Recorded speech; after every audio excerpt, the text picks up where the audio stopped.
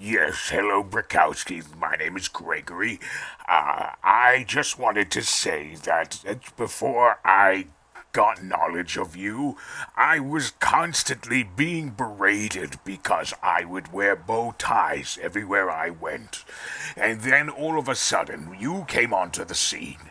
And everybody started wearing bow ties and respecting me because I was the first person in my block to wear them. And now I'm happy to report that I have to take syphilis medication from all the ass I've been tapping all over town. Thank you, Brakowski. I hope you're doing well. And looks like I'm doing swell at the moment. Take care, buddy. Oh, this hurts. Things are starting to heat up on an all-new episode of W3. Join Big Dog, Andrew Everett, and Dino Winwood for another action-packed, exciting episode of W3, the best wrestling in the whole wide world.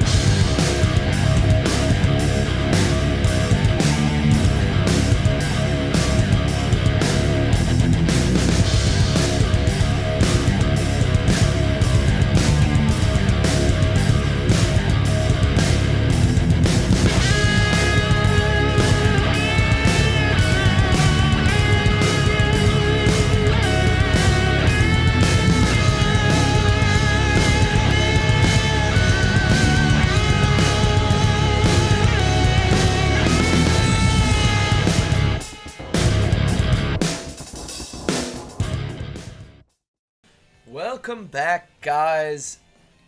W3, next installment. This is a little bit of a follow-up of our first pay-per-view that we had this previous Sunday, where we saw quite a bit of happenings, and that's in and out of the ring. Obviously, in our main event, you saw Wu Fang defend his World Heavyweight Championship against both Executioner and Bolt Jamison. Sent them both packing, as was stipulation that they are out of the top 5. Both of those men will be in action later tonight. Someone else that'll be in action tonight. In your main event of the evening, we will have a rematch. Hannibal and Black Widow, a rematch couple months in the making. The guy who took the title away from Black Widow. Maybe she can get a win up here after Hannibal suffering his second loss in W3, losing that junior heavyweight title to Abispa. Plenty of action in store for you guys tonight. Both heavyweight and light heavyweight eliminators. And you guys know how we start stuff here, right? Right? Are you talking to us or the Yeah, chat? who are you talking to? I'm everybody. I mean, we know how it works. We work here. Yeah. Oh my god. Junior Concert. heavyweight action. Midnight Pirate with another 1,000 bits. That's pretty cool. Well, guys. Okay, I guess I'll do it. Okay, here No, we go. if you were talking to us. Okay, yeah. I'm doing it. With action. Yes, with junior heavyweight action in particular. Here we go. Dino, one of your favorites, the Claw taking on one of my favorites. That The Claw. nimbly bimbly Jaguar. I do believe this is the first time these two have met in singles competition. I would have to go check. Yarp. But I do believe, at least in recent times, Jaguar and Claw have not met in singles competition. Legend. Let's go ahead and get to the meat and potatoes of this match. Who's winning it and why? You know, just staring at the card right now, I hadn't quite realized how evenly matched this is in the background of these two men in the W3, both experiencing their success coming from more of reputation rather than an actual win-loss record. We know they're great. We know they're skilled and a force to be reckoned with in the ring, but the conversion hasn't been there. More so for Jaguar than Claw even, who was in the top 5 until recently. But Jaguar, especially being a veteran, being that someone influenced so many of our junior heavyweights in the W3 here and all over the world, doesn't have the record in the W3 to back that up. It's really more of a cred at this point. 100%. And both could really use a breakout performance here rather than just floating on reputation to really prove that they still got it and deserve a spot. As Midnight Pirate points out, legend spitting knowledge. That's what you're doing. Dino, your thoughts on this one? I mean, I love the Claw. Yes. He's a fantastic wrestler, a great athlete, great showman. Really has yet to score possibly a more notable victory. He's had victories before, but honestly, I think if he were to ground himself, he'd be able to take out Jaguar. Yes. However, Jaguar has been building up his victories and his moveset as well, just bringing something new to the table every week. So, honestly, as much as I want the Claw to win, I'm right now through the tail of the tape. The track record speaks for itself. I'm going to go for Jaguar on this one. Yeah, I think you're right. All right. Well, I not breaking out of the pack here. I very rarely go against Jaguar, one of my favorite competitors here. Let's see if he can get a much-needed singles win here tonight. Let's get to it now. Oh, shit! That gun. Oh. A bird shit on me, and then it went down the back. I gotta get in shade, or it's gonna be bad. I got here one thing to ask you. Would you please rotate my tires? Please rotate my tires. Go, please rotate my tires. Please rotate his tires. I can't wait in the waiting area. There's no coverage. Rotate my tires. Rotate them bitches. Jimmy! Beep. Wait. Beep.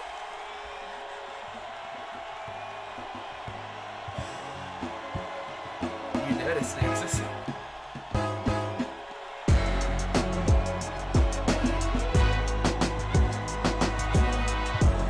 And that ending theme, like it's the finale of a great anime series, means only one thing. A man with a cat face is coming down. Look at that beautiful Duck-Free logo.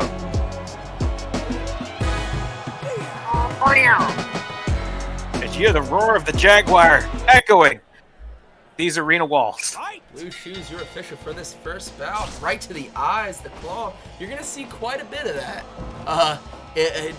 He's a cat. In attempt to slow down Jaguar, which not a really good start with 2 back-to-back suplexes. Here we go.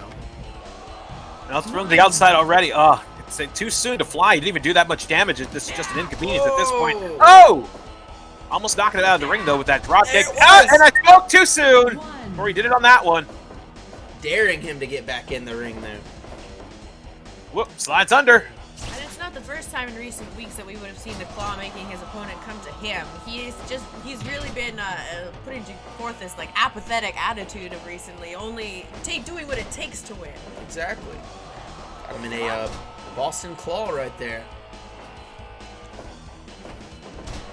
Trying to get that win, and that's what he won that eliminator. That was it an eliminator or was it a 6-man? That he just rolled. Yes. It's the back elbow now flying. Jaguar defense onto Claw. Going again for those eyes. Scooping a slum. Legs hitting the back of that bottom steel cable. Put him in a reverse. Oh, there we go. That beautiful drop kick once again by Jaguar as Claw goes right back to the eyes. And we got a Jaguar spin on our hands. Of course, that special twisting, spinning Jaguar defense. Known to take down the tallest of statues. Oh my god! He's sliding under! Whoa! What a power slam! I'm impressed. So impressed with the conditioning of our athletes here in the W3. Able to get back to your feet that quickly. See what's going to pay off here. Chops and kicks. Ooh, crumble him. The educated feet of a resident kitty cat.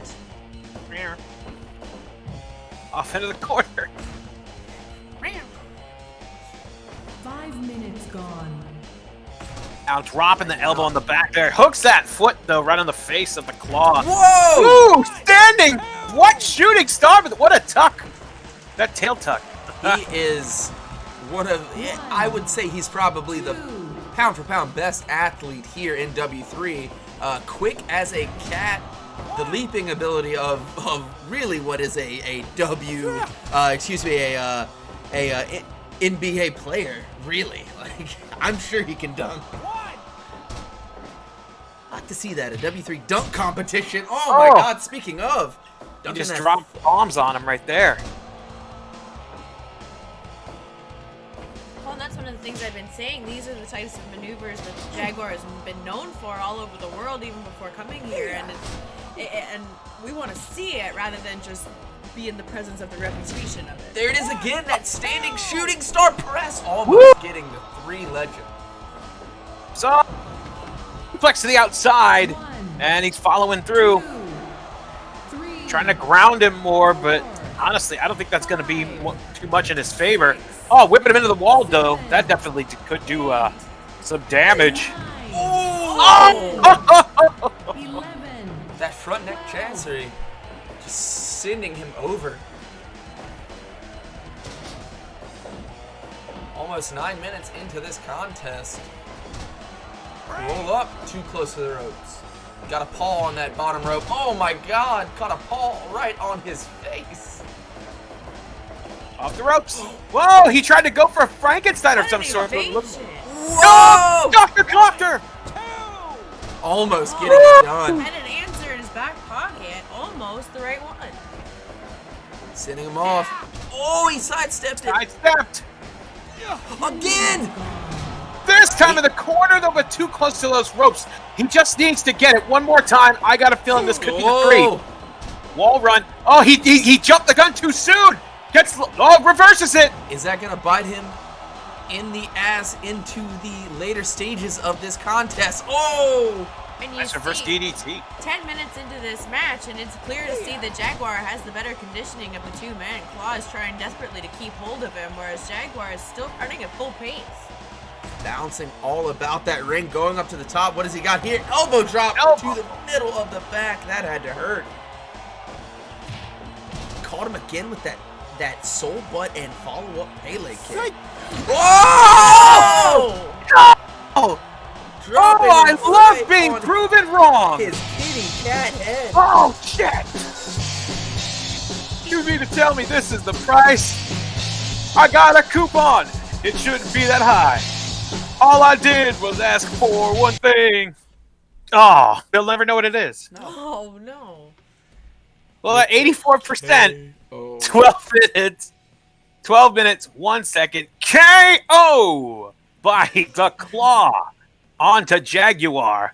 I must say, you heard me earlier, I was going for Jaguar. I said that if Claw was able to take himself a little more seriously, stay focused on this individual, he was able to do it, proving me wonderfully wrong by criticaling him with that driver. Incredible opening contest here. It had just about everything that the junior division stands for. I think I was looking in the wrong direction earlier when I was commenting on Jaguar's conditioning being better than the Claws as he was still moving at full pace.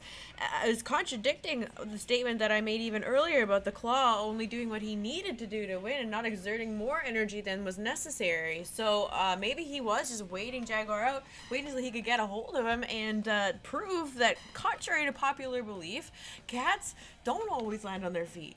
No, very, very, very true. Sometimes they land directly on top of their head via a clawful waffle by one, the Claw. That was a hell of an opening contest. Let me get the next match set up for you on tonight's card. Let's see. I wonder what he bought. The song. Oh, yeah. Oh, if I had to guess, it was probably something with a Fudge. tire rotation. Oh, I would have gone with Fudge. You're always thinking about fudge squares, aren't you? That sounds delicious. I really like chocolate.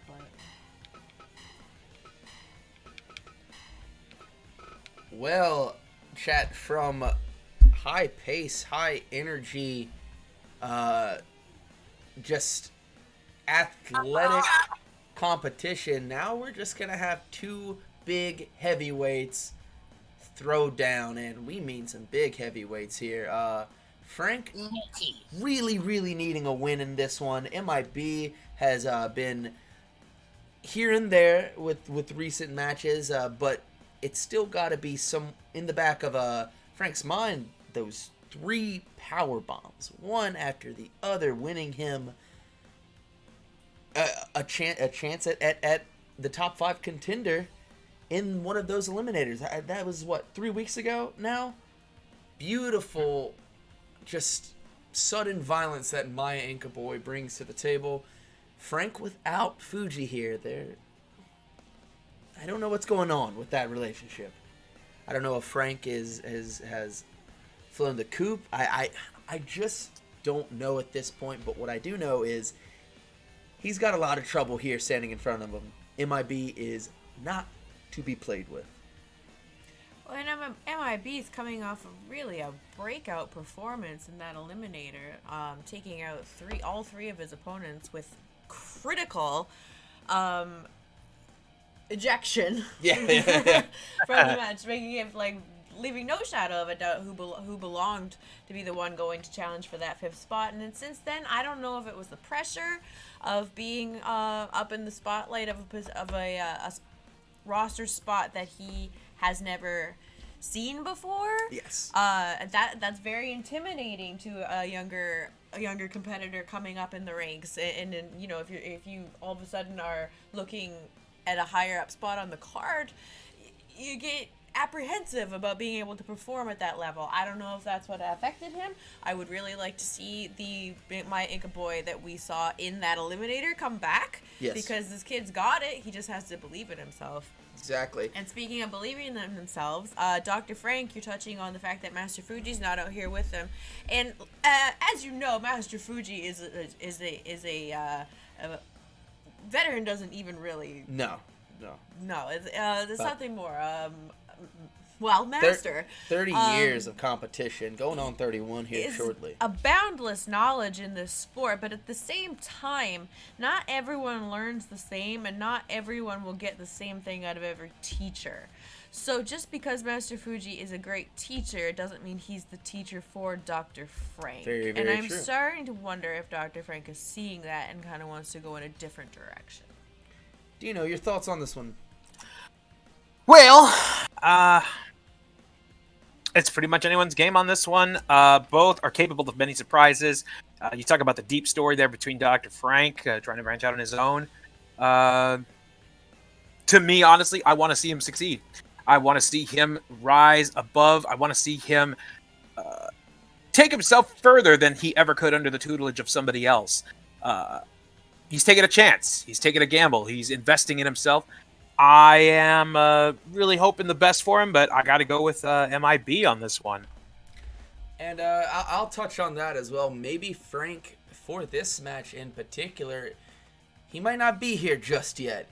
Going it alone might feel a little less than normal at this point in Frank's career. But regardless, he is a dangerous competitor, a powerful competitor, and he is absolutely capable of getting the win here against MIB. But is MIB on his game? Because when he is on his game, not many people can touch him. Let's get to it now. Jeremy, thanks for the bits, bud. Hope you're having a good day.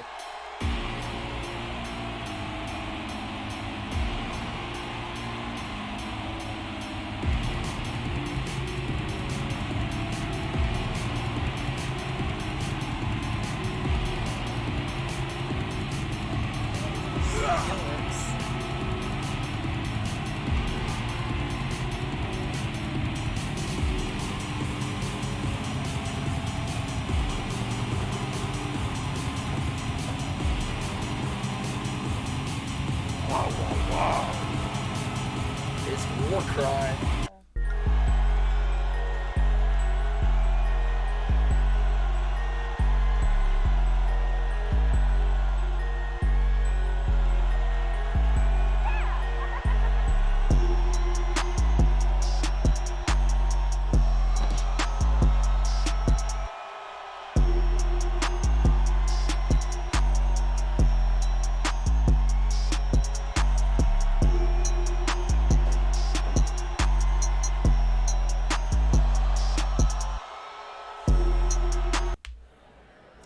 go. Gonna be nothing pretty in this match. Power against power. Who's gonna outlast? That's all this is gonna come down to. Going to that single leg. Just looking at the seconds on the clock here to see how long it takes for my Inca boy to be completely out of breath, and then that's when he kicks into fight or flight. Exactly. It's like a sand. Catching him off guard there with those two quick elbows in rapid succession. 1. Taking a spill outside. DT planting that green mohawk of Dr. Frank right into the canvas. Now Is that planning. real hair or is that a mask? I'm not sure. I've never been clear on that. I mean, what's more disturbing? The fact that this individual that's his real face, or if he were to wrestle with a big rubber mask on. It's also pretty terrifying. It is. Hell, I used to work in one as a regular ass job, and it sucked. Yeah, and if that is a mask, what is that like? Imagine wrestling in one of those. What does he look like? Does he know what love is? Pulling him to the center of the ring, going for the cover. See, very intelligent right there. Normally, Frank has gone for the cover wherever the body lies, but pulling his opponent away from the rope. Maybe he's learning. He's learning. See, that's all we really want to see is growth in these competitors as they're coming up. You know, learning ring awareness.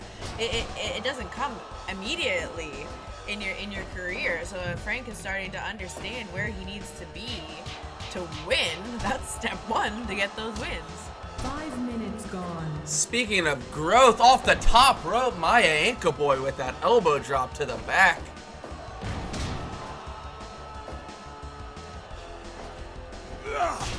Oh, Damn! my God. Chopping him down!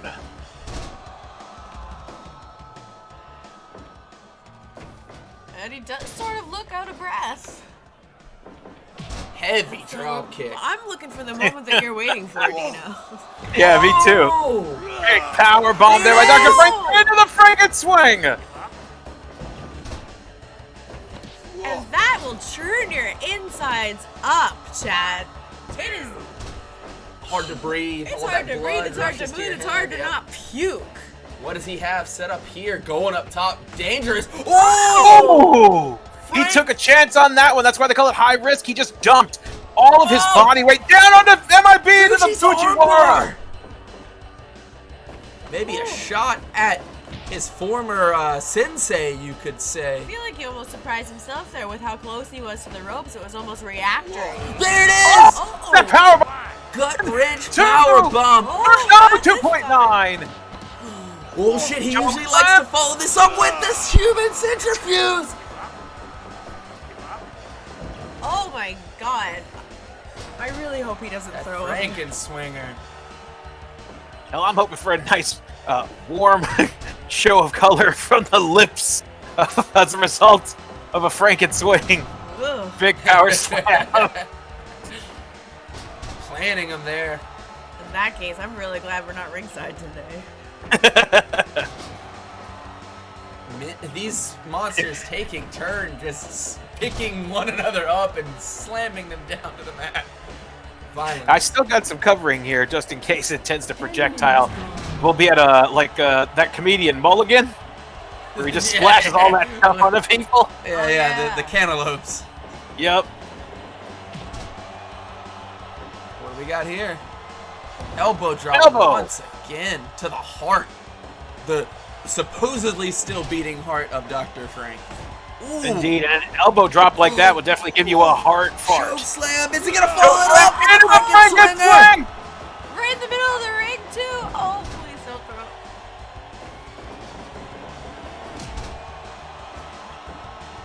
Man, he's got the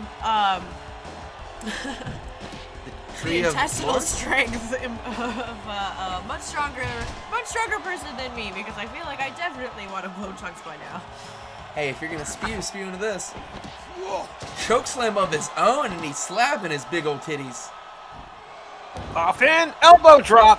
And resting for the day, as you see him starting to shrug over.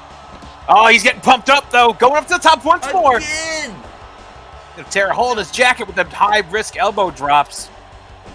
That's him trying to keep his stomach from swirling still from 3 big swings. Gonna take that breath. Ooh. Back up! Suplex to the outside! Is he gonna go after him? Oh, shit. He's got a dare thing getting dirty. Slams him face first into the guard wall. I think his arm's a little messed up. I think he caught it in the chair when he was pulling it out. Oh, on the ground! Driver. Lariat! He reared back we're on getting that up one. there. Is Frank going to make the count? You fool! No! Oh my god! Right at the brink! One, two, three! He should have gone for the weapon. He should have just gone in. And that's the thing. That's the rookie mistake for Dr. Frank. He just let his emotions get the best of him. You gotta stay cool in something. I don't give a damn if he launched you into the nosebleed section. You gotta stay cool. And that's a result. That's 99%. 14 minutes, 54 seconds. The Maya Inca bomb onto Dr. Frank, causing him the loss and gaining the victory for Maya Inca Boy. Damn, yeah. I mean, I have nothing to add to that. He lost his cool. He didn't keep his composure. And when that happens... I mean, you give rookie up ground, mistakes yeah? at the end there. I figured he thought he could spare one more second on the outside, grab that chair, but had to hustle back into the ring. I don't think he was thinking like that at all. I think he was pissed off and saw a chair and grabbed it. Let's be real. Who knows what Dr. Frank is thinking? That's true. I don't even know if that's his head. Hey, Rep. Thanks for the subscription. 2 months. Yeah, thank you, Rep. It's either the Realm Man or the Real Man or the Real MMA and thanks for the follow. Damn it. What? The Realm Man or the Real MMA Man or the Real Man. I think you have to call him that from now on. Like the whole spiel. The Realm Man. So the Real Colin MMA Murray, Man. 666, thank you. Yes, I like that too. Man. The Real Man. The real man. Midnight Parrot again with the 100 bits. Thank you so much. That was a absolute horse battle. He says you're so close. I don't know what a fourth option could be.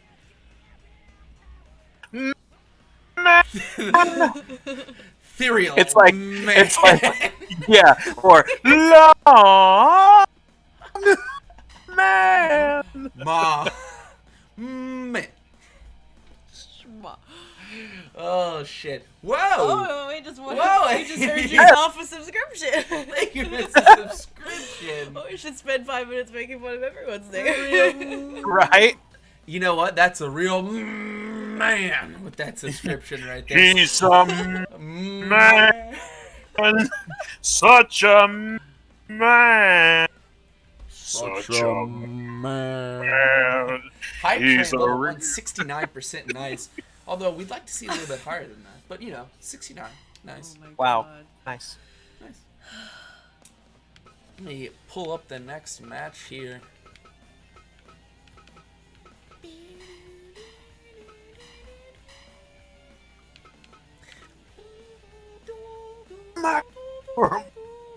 I'm sorry. I'm singing Duel to Fire Pro. It happens, man. Why are you singing Duel for Fire Pro? Why are you doing that, big I dog? love Duel I so didn't know Duel was much. gonna be. He is the sweetest boy. He is the sweetest boy. I watch anime with him, Yes. and it's You one of my should. favorite things to do. We just finished Baki. It's fucking great. And then we're going to go back and watch Baki the Grappler, the original. I series. want to watch Baki the Grappler because I've heard it's so much better. Wow. I have been trying Baki. I just can't get Wow. into it. They say that that's more closer to the manga though. This one. Okay. I mean, The TV version of The Shining was more like the book. It didn't make it any better than Jack I didn't know Nicholson. that there was a TV version of The Shining, so that's... It's dog shit. Yeah, it's bad. I really love The Shining. It's one of my favorite movies. Maybe I should... Mine too. I liked Doctor Sleep as well. I don't care. I what haven't anybody says. seen it yet. Okay, I need to see that. That's something I need to see. Back to the Druniverse. Excuse me. We got a I was little... still here. I was hoping a Just- fight was gonna break out. It Joseph, sounded like Dino was average. gonna beat you up. with a tier 1 subscription. Thank you so much. He gifted, Jeremy gifted one to Joseph. Damn it, Jeremy, just gifting everybody things. He's a gift. You Gifted nice, himself. nice human being. That's a hype train level 2.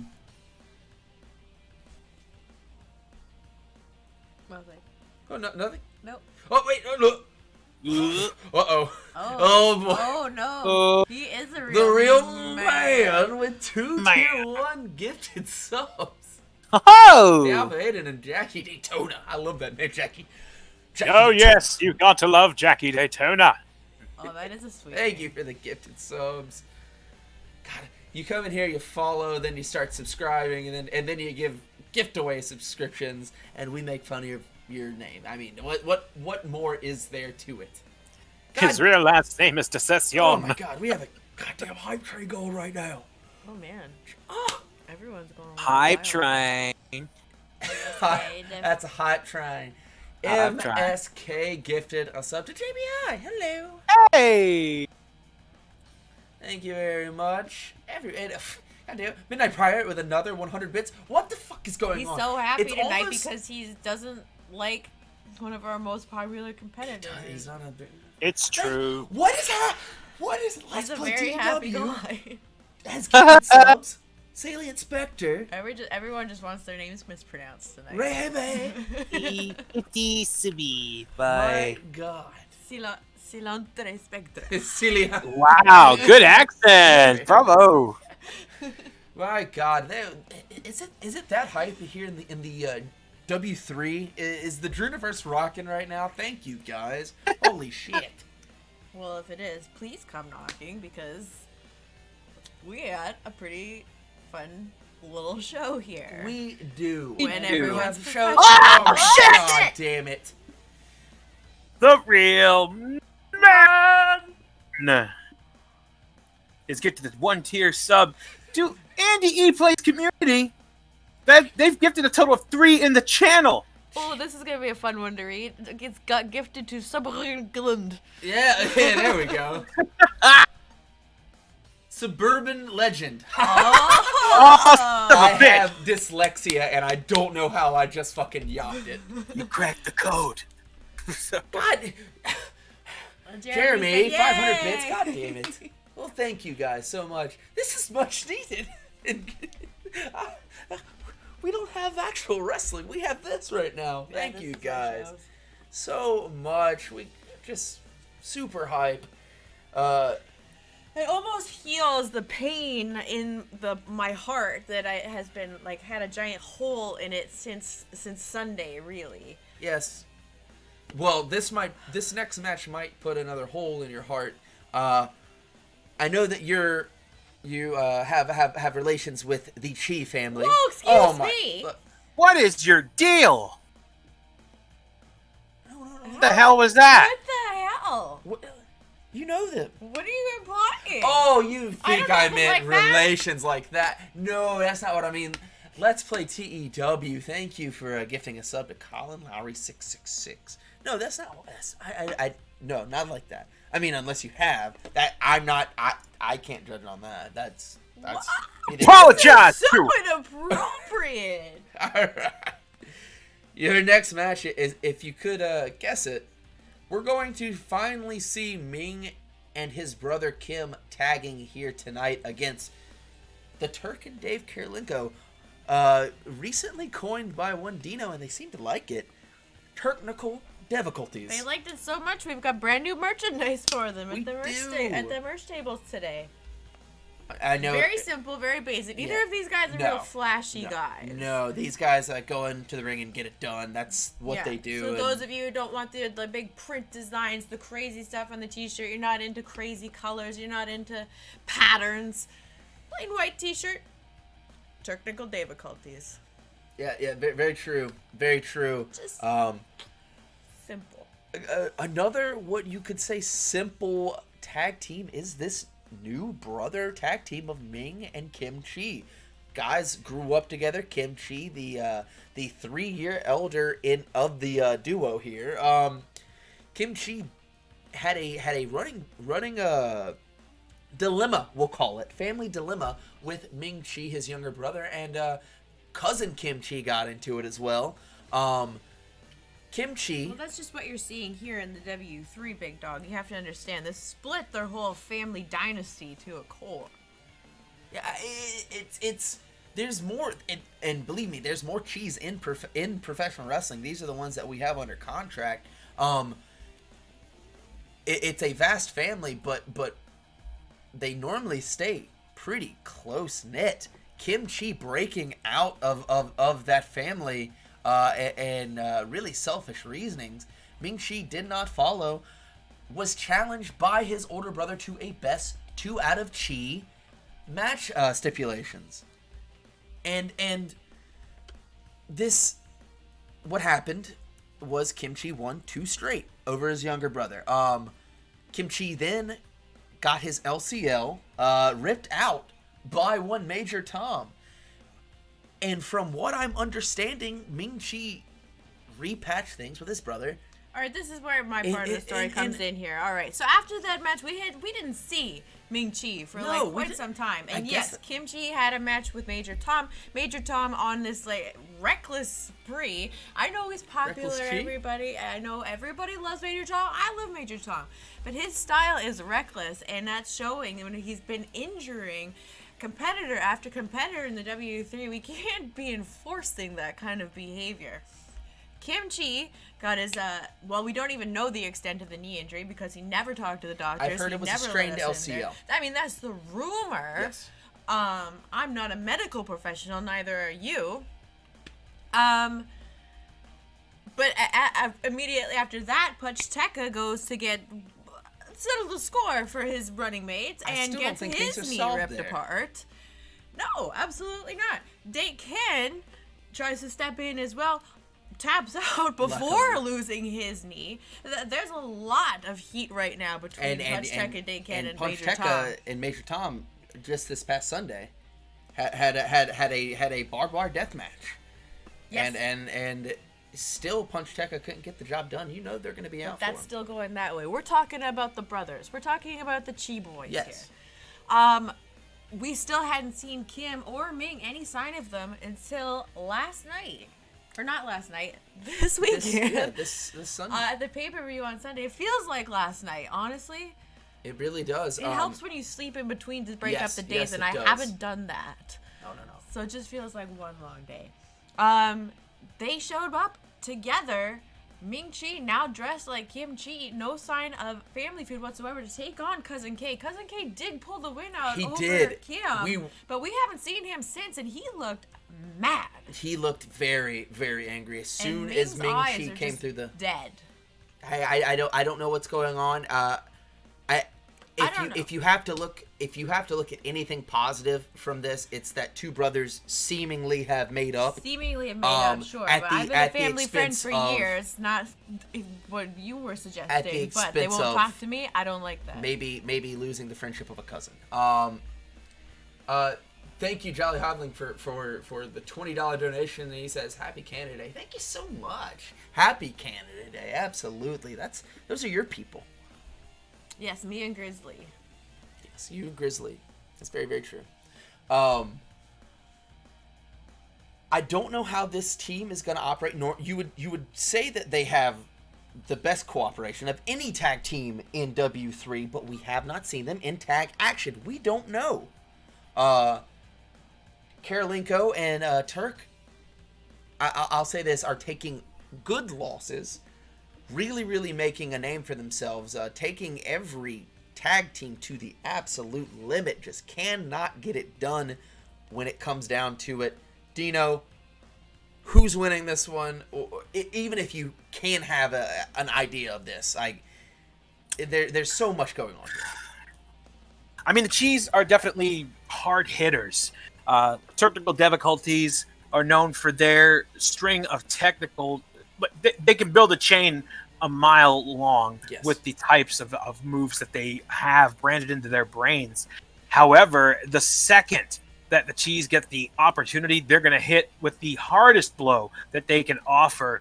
I honestly would like to see a reversal done on the serious axe kick there on the part of Chee.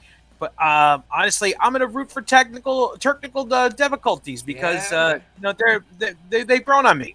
I want to see these boys succeed. All right. I do too. I really like them. I like them too, but they could be walking into an unknown situation. I think what they have to rely of the Chee family. What they have to rely on is the cracks that are already in the Chee family, and hope to chip away at that and keep them off their game, because they have been at each other's throats for so long that can they really be completely on the same page that quickly? Very, very true. That's where I would target if I was Turk and Deyv. And you gotta think in the minds of the professional wrestling genius minds of Turk and Kirilenko. They're going to be looking at that left knee of Kim Chee. For sure. Let's go ahead and get to it. Your referee for this event, Blue Suede Shoes. Let's get it going. Thank you, Billy Michaels, for the follow.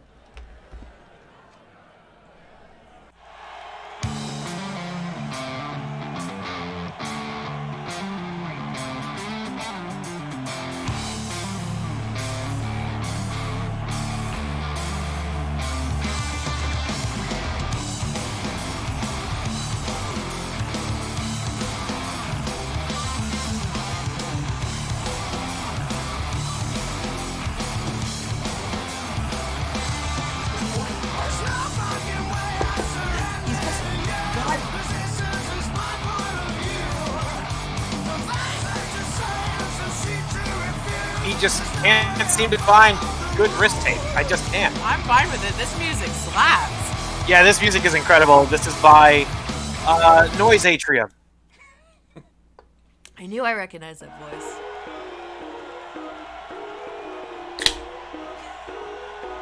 Like how that cold one crack was in with the music, the sync. Yeah. My favorite Noise Atrium track is your lake. Stay away from me! Don't piss on my shit! Save it, just keep it in your lake! Keep it in your lake!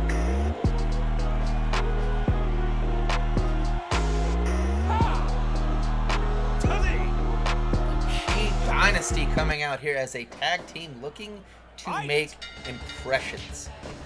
You saw that. Immediately he went to throw that headbutt, that no-touch headbutt. Yeah, and Turk saw it coming. And he saw that kick coming too as he turned into a cross leg bar. Now, out of the Chee brothers, Ming Chee more suited to grappling and judo throws and just raw power. As you see right there, he's back up. He rolled through it, it looked like. His brother Kim Chee, I would say the most dangerous striker. Probably the most dangerous striker in W3 today, if I were to arguably put my money on it. Him, Shogun, and Sumo Joe's chops. Oh! Well, I think the like right hand would argue with you, but. And if Joe Bruce is around, why would you say that?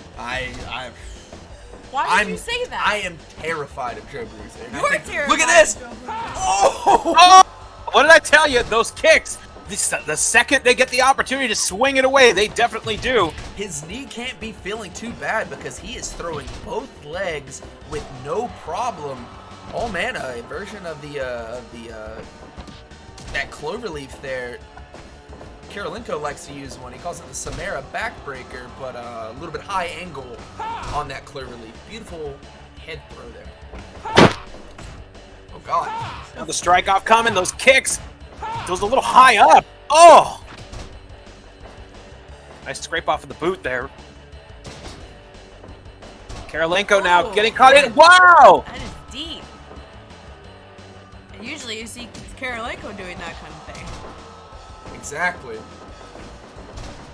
Oh, meeting Kirilenko, catching him off guard there. Looks like a sorry I'm late mwah kind of deal. 5 minutes gone. Excuse me.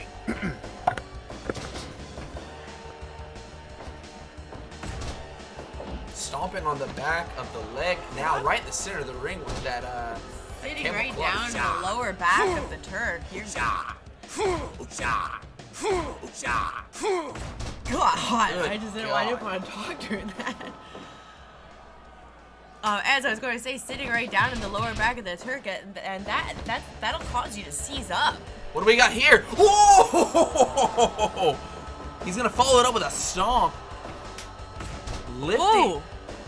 Double team. And We're Turk on no display. slouch in his striking skills himself. No, he throws vicious European uppercuts. Double drop down. I don't know if And then that Fujiwara armbar. he was running a little block play there, trying to throw off Chee, but it definitely got caught in that armbar by Deyv Kirilenko. Now going to that leg. Let's see if that's going to be what they. Oh my God, Chee making what would seem like shut me up right there. That kick landed full force. I was saying maybe He's saying throwing I'm the kicks. fine, big dog. Don't worry about it. Beautiful backdrops, escaping that headlock. Cocky cover, not gonna get it done. Kirilenko's in though. Excuse me, the Turk is. What do we got here? Powerbomb combination. He's going up to the top. Oh my God. He's not quite sure. He wasn't even sure if he was legal or not. Sometimes it gets confusing out there when you're not used to tag wrestling. I think he wanted his brother out of the way. Had to get off that top rope as the ref started counting. Kicking both men off here. The Chees look to be working like a well-oiled 10 machine. minutes gone. Funny, because I was going to say the Chees look like individually they are overpowering, but Deyv and the Turk are working as a better unit. It's interesting that you say that. Beautiful snap suplex, but look at that. Yeah. Ming Chee. As the match goes on, yes.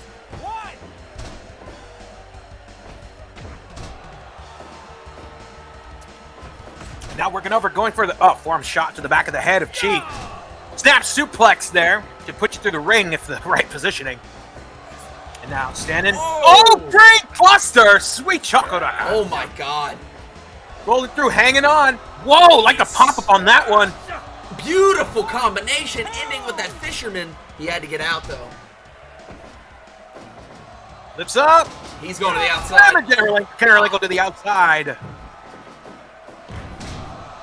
Dropped him.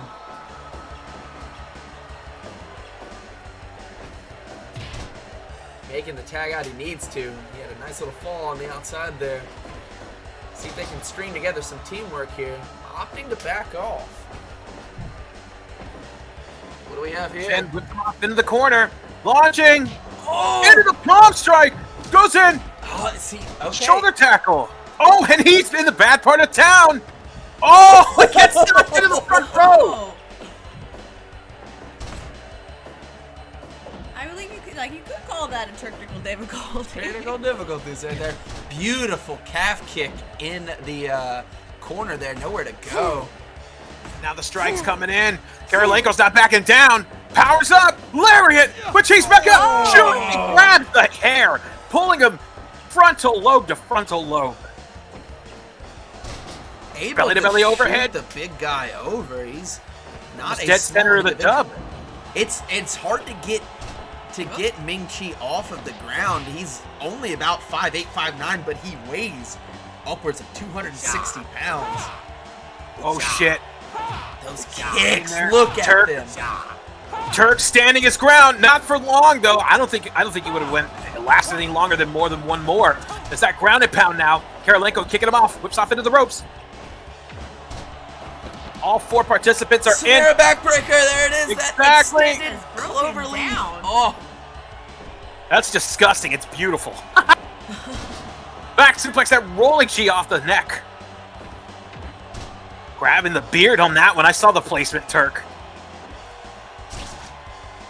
Just trying to pull the cartilage off the nose, and he's making him pay for that. Just a straight punch to the top of the head. I'm sorry, did you think my head wasn't a weapon? You're not going to see a lot of that out of Kim Chee, just using, what is this? Pop him Dave to Kirilenko was tired. Otherwise, he would have gone in there a lot quicker to break up the pinning break up. Agreed. I'm getting caught up in the. That was their best chance yet. That's step A over mindbuster. into it. Wow, combination by Turk there, just too close to the ropes. He's got to fight a way out of this corner, and he's that's what going he's to doing. do just that. Got him. Damn! Wow. And he's still going. Kirilenko still wants to go. Well, yeah, the disrespect Whoa. shown. to Oh, him. he I mean, really right wants at to the go. end there. Look at Let him this fight. standoff.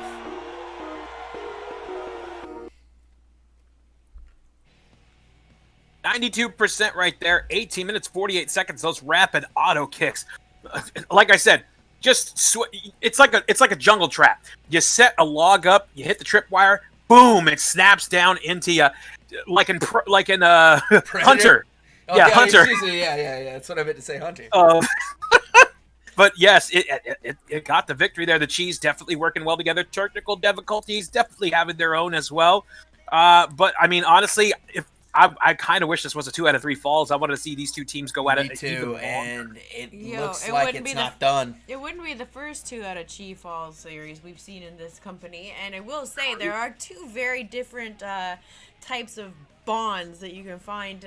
One is family that you see here with Ming Chee and Kim Chee, and one is that of the student and the teacher. And as we know, Deyv Kirilenko, correct me if I'm wrong, but is the youngest competitor in this match, one of the youngest in the company, and has a mentor of sorts in the Turk, which is why they have formed a tag team here. You saw him, Turk getting the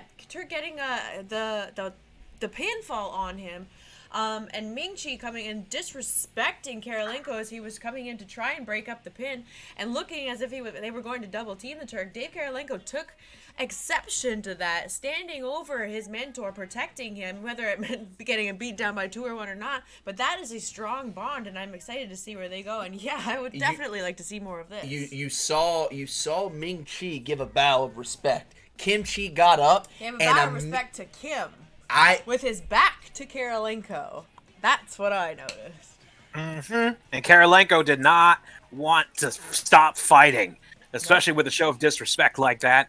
Honestly, I would like to see these two teams go at it again in the very soon future. I would not be surprised if both teams, especially Turknical Deyviculties, would rally for another match and take that to office. I wouldn't be surprised, and you know what? I don't think anyone would blame them, and I don't think anyone would not want to see these two teams go at it again. Midnight Pirate, 100 bits 7 minutes ago. Thank you so much. And then a few seconds ago, another 100 bits says, "No family is perfect. We argue, we fight, we even stop talking to each other, but in the end, family is family. The love will always be there." Oh, he's throwing his hat into this into the Chee Family. I'm gonna that definitely squeezed on the bladder a little bit. I'm gonna take a quick break. I'll be right back. Well, Chad, we've had quite the matches so far here tonight. Interesting little after bell scrabble Scrabble or scruffle between these two teams. Like I said, I wouldn't be surprised if Kirilenko and Turk would want to take another shot at the Chee Dynasty. Hey, I'd be all for it. That was a great match. Oh, it was an excellent match. I fixed the card for you. Oh, thank you very much. Yeah, we'll see what happens when we work together in the booth here and not bickering at each other, Big. throwing around unnecessary slander. no slander here. Not anymore. I'm professional again, remember? Oh, that's convenient timing, Drew. Someone's got to carry the table. See? Real professional. Gotta get through this somehow. All right, let's get the next match set up. Chat, thank you guys for being here tonight. Here in numbers again. It seems like W3's upticking more and more, and I couldn't be prouder about this product. Hope everyone's having a good night, a Wednesday night with some late night W3 action. The next contest will be your first of 2 eliminators tonight, and we're gonna start with the heavyweights. Let me get it all set up. Let's get the numbers drawn, and let's get this match out here for you. We're changing it up here tonight. Usually the junior heavyweight eliminator comes earlier in the card, but the juniors really have been killing it lately. Very much so. These eliminators have been fantastic, so they deserve to be further up on the card tonight, quite frankly. And that's not saying anything against the heavyweight eliminators, absolutely not. But it's only fair to have a rotation for the time in the spotlight. Let's see it shake up, right? Exactly. It's certainly not saying that I'm not looking forward to seeing 4, big boys beat each other up for the chance to be number 5. They have the shot. Highlight of every week. Right now, we have an interesting predicament, given that we don't have a 4 or 5. Can we talk about the heavyweight rankings? Yes, right we now? can. I mean, since this match has almost immediate implications on who will be possibly be number 5.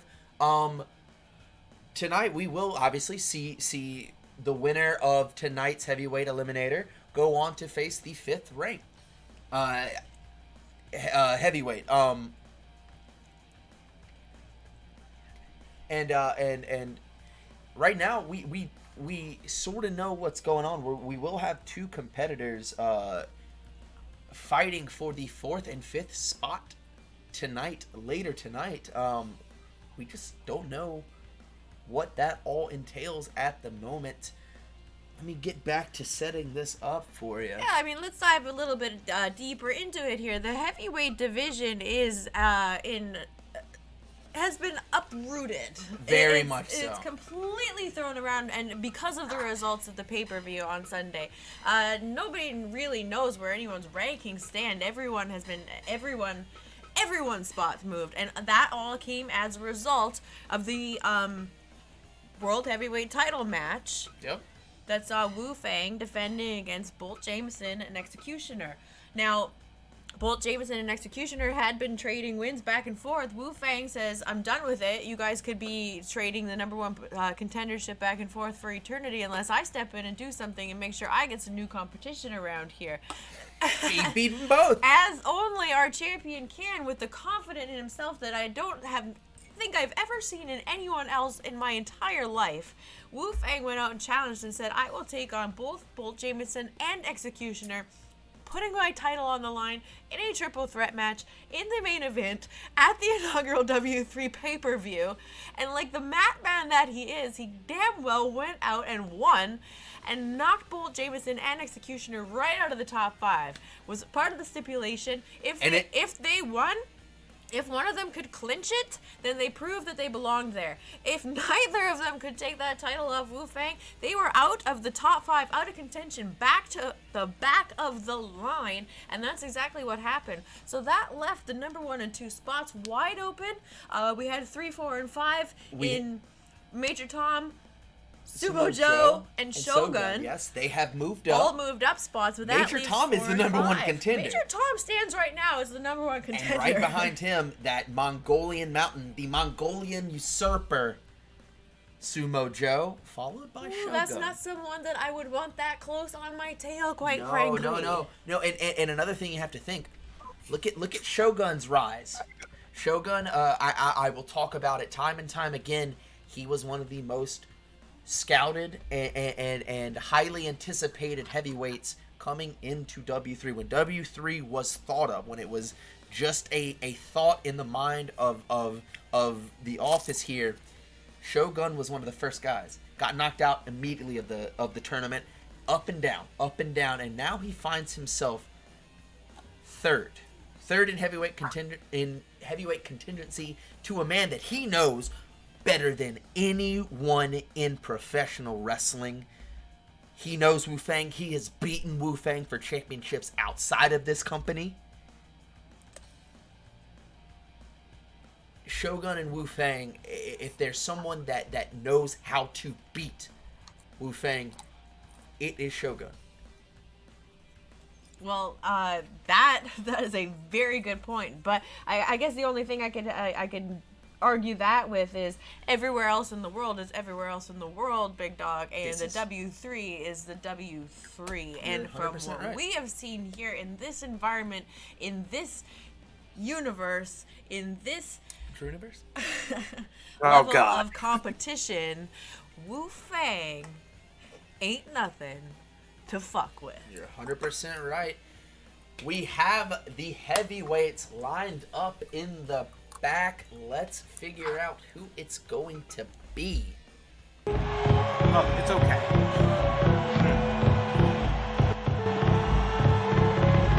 I gotta tell you though, that was probably the most professional I've ever heard him in a while.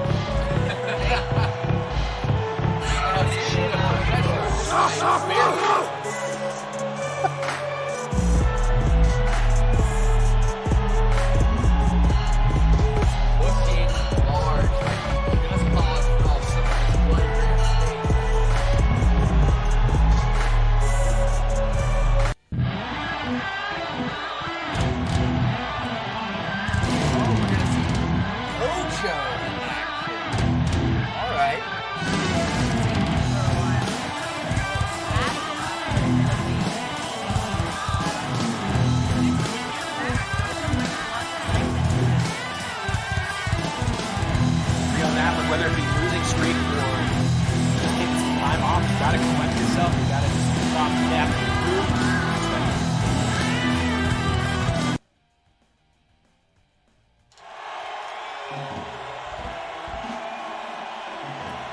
Interesting.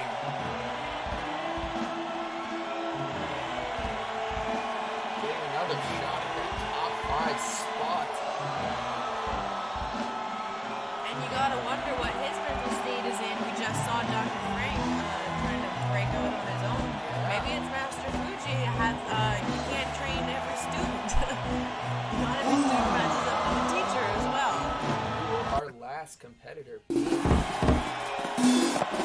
A couple people.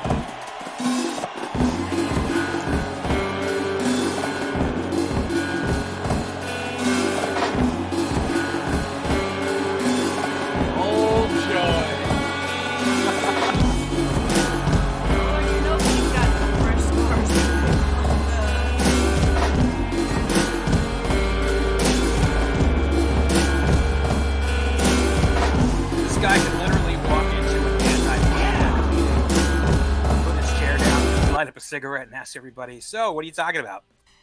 Well, let's go ahead and get to it now. Here we go. Fight! Quite a few styles in this one, if you can go ahead and say it. Yeah, absolutely. Two will immediately go for weapons the first chance, and then two are some of the most well-studied professional wrestlers in the division, I should say. Yes, this is an interesting blend, isn't it? You have Punch Tekka, who really has no care for his well-being or anyone else's. Yeah. Saladin, who will stick a fork in you at any moment. Whether you're done or not. Yeah, whether you're done or not. Everybody's just a piece of meat to Saladin. Dojo, one of those, as we were talking about before, a knockout artist in his own right, as you see that beautiful sweep. And Master Fuji, 31 years, you saw him lock in that arm lock. Saladin, our most seasoned competitor in the WWE. Oh, and he is getting seasoned right now. Now he's getting marinated. Marinated. Yeah, that's the Things seem to have branched off too. To my knowledge, I don't know if there's any beef, aptly said, between Saladin and Master Fuji, but it sure Chris looks clapping like some it. meat in his eyes. No, I really just think Saladin doesn't. He just hates people. He sees them as a one of his courses in a meal. Oh, nice cutter by that one. Just completely like a bat out of hell. And you see the blood starting to pool and form a human shape in the corner, courtesy of Master Fuji being busted open. Oh, and Punch Tenka not making it any cleaner. That's not gonna make anything better for Master Fuji. And Dojo applying that choke maneuver, trying to pop, not just cut off the air circulation, but pop out the blood further, just trying to make Fuji pass out. And hey, this is an eliminator. Why not? Get rid of Exactly. one body as soon as you can. Look I at saw that. someone with the joint manipulation experience as Master Fuji. Doesn't matter how big you are, how strong you are. You get someone's arm and in the right position, it goes snap. It's how you get back up. I saw the movie. Oh God. And now Dojo driving! Punch Tenka right on his neck! And now straight up murder is on Strangling Saladin's him. mind. Or is that tenderizing? And Oh, it could be never. tender. Nothing tender about it. I don't think tenderizing's never not on Saladin's mind, legend. Oh, and you God. see it. There it is. Ew. Oh my God! Punch Tenka just fucking killed an old man. It's like smelling blood in the water. Saladin's dripping it in, and the little shark's coming to feed. Whoa! Nice transition there by Fuji, and it means nothing because Saladin dropped all that weight. Oh, dropping all that knee on him, man. Now look at that, going to the choke against Saladin, and sometimes you do what you got to do, and Fuji has done that his entire career. He might not be as spry. Yeah, well, this isn't working out for him. He had the pin on Saladin, and the ref is keep paying attention to Punch Tenka and Dojo on the outside. Oh, kick combination. And that's where one ref in these eliminators becomes a bit of an issue. Poor Tenka Fuji. immediately. He's gone for 2 pinning attempts, and the referee is dicking around with his count out. We're gonna have to talk to Blue Shoes about that one. That What is are they gonna do? amateur. Cut them both? I guess. That is 300 pounds coming off the top rope with that elbow drop, and now Oh, and now we've got all everyone. three. If you're not Oh, careful, wait, no, he's gonna hold stab on. himself. Punch Tenka's skin is so Oh! leathery and scarred, didn't even break through. He's got And that Punch bandage. Tenka with a DDT on Saladin. 9, 10. We are gonna need some serious. Oh, he just did! He strong armed the hoe, known as Saladin, and they're going slap for slap on the outside. 16. Oh my Beautiful God! roll through, but still not enough as Saladin breaks the clutch. There it is. Oh, now was that? I don't. Okay. Head and arm. Well, everyone's a little Oh, disoriented. There is a lot of blood loss happening in this There's match. a lot of it.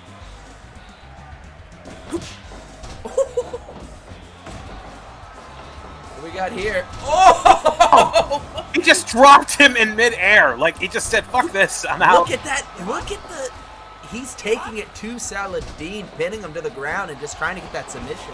Oh, and Saladin answers back with a Oh, three-pronged God. stab. And He's trying to crack through the skull. And tries to convince us that he did nothing. What Oh, are you God. trying to do? That's Fuji with the straight up donkey punches on the back of the head of Saladin, but not enough to submit him. As Punch Tenka now launched to the outside, the only one who has not been busted open in this matchup. But man, oh man, this is looking like some classic Puerto Rico style Yes, territory it matchup. Very much I so. am loving it, baby. Punch Tenka, no stranger to the Puerto Rican territory. That's right, Bubba. Oh my God! It is back up. With a wheel kick! Guys, oh shit, so far this is my favorite matchup of the night. You know I love the styles clashing too! Fuji's still in it! Oh. And collides with Saladin! Punch Eating up Tenka a going, mine. yay! Oh. 15 minutes in, not not an elimination yet. The heavyweight's making a run to prove me wrong that the juniors belong further up the card. Taking it personally. Oh! Black Norton stuff! And the he's back again! And he just floored Saladin! 1, 2, 3! Oh, he got him. Wow. Maybe the gas tank. But all his concentration, all his force is just slapping the shit out of Saladin, and Dojo stuck in the back door. Dropping him there! Oh my god. Oh. It was Barely a getting the heavy suplex on that one. Exactly, this is an NC-17 style matchup. Oh, and there we go. Oh! And he's still not busted open just yet. Oh, No, now he I is. spoke There we to him. go. He is.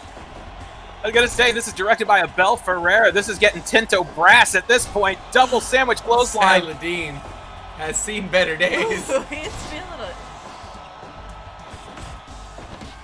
Oh god! Oh, And just god. shaking his nose off of his face. Ripping pieces off of his opponent. Lift up, suplex double style, but even reverse DDTs on the Saladin.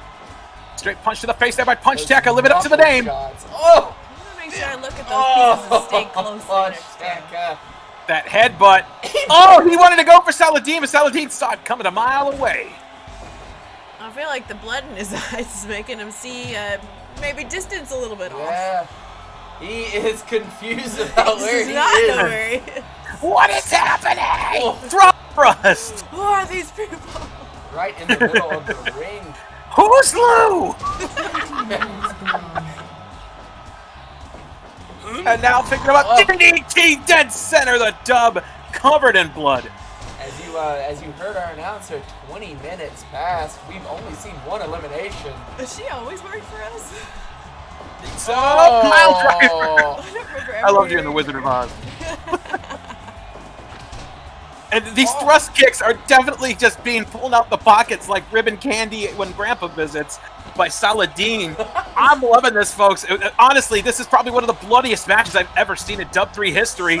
And I want to see it on the best of the bloodiest bouts from Dub 3. And Again. it's not even Extreme Division match. Exactly. This is classic territory. Elbow Now, give it his all. Can it be next time? Oh, they collide. Punch Tekka taking advantage of it, though. DDT just planting Saladin's head right into his neck. One. No! Jojo wants the victory. He This is the God, he Enziguri. ducked it. Off into the ropes goes Saladin. Fire! My God, That how is he Skyfire standing? driver. You know, Bert's Wheel beat all of kick. these guys. Oh, Shoot headbutt. And Saladin takes the photo op. I love Eliminators so much, Chad. Oh my! Colliding even more. What does he have in store? He's just crazy, that's all. It's all right. It's really high. He went for a DDT and he Digs just at his headbutted him out of eyeballs. We are literally watching 3 species of animal just destroy each other. That's- Oh my god. He's gonna pin him off the dojo. 2, 3. Saladin is done. He just said, "Fuck it." And that is an opportunist at its best. And now picking him up, he's heading for the ropes. Can we go for that wheel kick? Oh! There it is. He got him. Punch Right In Tekka. the mouth. Every He thought that he single dodged bit at the last second. Into the corner, though. Putting him in the Tree of Lawrence. Whoa. Oh, and the blood just dripping Pooling. down. Lifts off. Oh. No. Reverse by Dojo suplex. Both of As these their men- blood collectively pooling Big Dog. Ooh, missed that big heavy one. Not that one. And he's calling for it. Oh! Reverse DDT. Stopping at them guts. Oh! And a Guri. Oh my Oh, God! disrespect. Dojo feels like he's been disrespected here recently. Spy, but Gordita Crunch! Gordita Crunch! The Gordita Crunch did it! The Gordita Crunch puts the nail in the coffin! And look at all that blood in the ring! For the first time, Punch Tekka's going to try his hand at getting into the 5th spot in the heavyweight division. 100% guaranteed right there. That is earned 0-0. 16 minutes 16 minutes 5 seconds that Master Fuji was taken out. A stolen victory, if you ask me. He was going hard. But Saladin at 24 minutes 40 seconds getting eliminated, and just by simply saying, what the fuck? Just let's see where we're going. And it got to the 3. And then we saw there with that Gordita crunch, 27 minutes 2 seconds. Dojo is eliminated. Punch Tekka, your winner of that fantastic and bloody eliminator. And it just goes to show you the eliminator does what it's intended to do. And Punch Tekka, somebody, if you look at the wins and losses, should be nowhere near the top of that division. He's got a shot. He's got a shot now. The wins and losses, as we've touched on multiple times, can be very deceptive in the W3. It certainly doesn't reflect the effort and the performance that you gave in the match, and it wasn't necessarily even you in the case of a battle royal per se. Yes. You know, not even you taking the loss, but it's still going in your record. It can be deceptive. What is not deceptive and what is easy to track, however, is the fact that Punch Tekka's confidence has grown rapidly since the induction of the Extreme Division, which is what he was lobbying for. You've seen him. He's been in his element, and while this match was technically not part of the Extreme Division, if you could have fooled me, this is exactly the environment that he is happiest, most comfortable, and flourishes in. And as you said, maybe an underdog victory, maybe not, but either way, Punch Tekka is going to challenge for that number 5 spot on Saturday. And we're going to figure out who that is here shortly. Later tonight, you will see who will be in that 5th and 4th spot. Setting up now, interesting match ahead. Probably some anger, and if there was somebody to take your anger out on and give it back to you twofold, that would be this next match. Executioner taking on Alibaba. This one, you're going to see a little bit of what you saw in that Eliminator with what Alibaba brings to the ring. And by that, I mean, breathes fire. Yes, delicious steaks. Executioner, again, we'll touch on it like we have before. Pretty angry. After losing to Bolt Jamison to decide who was going to face Wu Fang originally at W3 Working Title, Wu Fang having other ideas, challenging both Executioner and Bolt Jamison. I said he lost to Bolt Jamison. Oh, okay. Challenging both Executioner and Bolt Jamison, with the stipulation that if they couldn't get the job done, back of the line. And that's where Executioner finds himself right now. And the first guy out of contendership that he's got to fight is Alibaba. That is, Dino, that's a little frightening that Alibaba is the gateway back into the heavyweight division. Literally, well, this is what this is what fire. we call exactly. This is what we call a boss battle, and that's exactly what it is. You're gonna have to. I mean, yes, you made it past all the other levels, and then you died, and you go all the way back to the beginning. This is basically a DNA offsprung kind of situation. You know, everybody hates that DNA offsprung is so fucking difficult. The bosses are huge and very problematic, and as soon as you die, you got to start all the fuck over again. Bloodborne.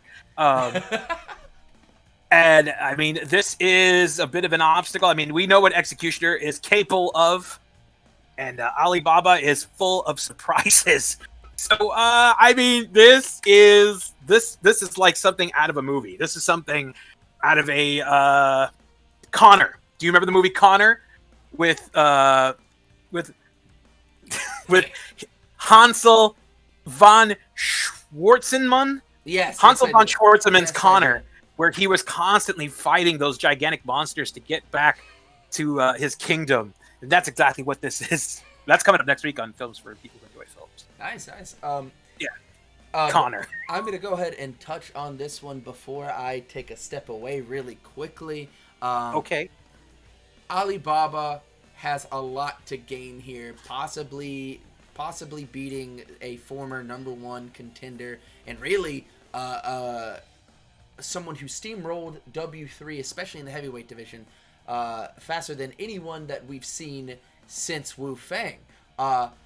Executioner has been on a losing spree as of recently, but looks to regain some of that spark he had when he came into the W3. Alibaba will provide that spark, and if Executioner is not careful, that spark will explode in his face.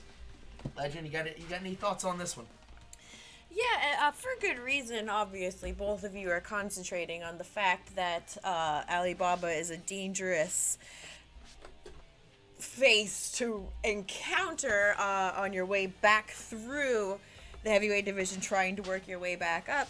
I want to touch on the fact that it's terrifying to have a pissed off Executioner suddenly land in your lap after losing everything. You're talking about the dangers of Alibaba. The man is sadistic. The man blows fire. The man's allied with Saladin.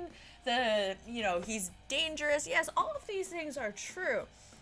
But there is nothing more dangerous than a man who has nothing left to lose. And that right now is where Executioner sits. Had everything taken away from him, everything stripped away from him, his ranking, his contendership, any shot at getting back in the world title hunt, all of that gone after Sunday because neither him nor Bolt Jamison could convert on the world title match. That makes Executioner, in my opinion, tied for first place as the most dangerous man in the W3, the other one being Bolt Jamison. Both of them are going to be doing everything it takes to get back to where they were.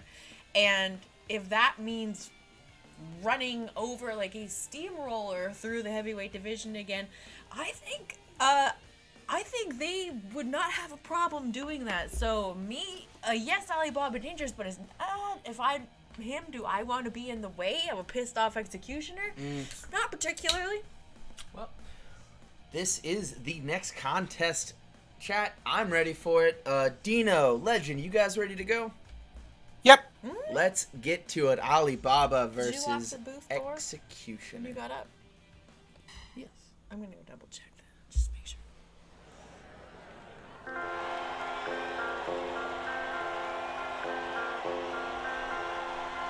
Can't be too careful.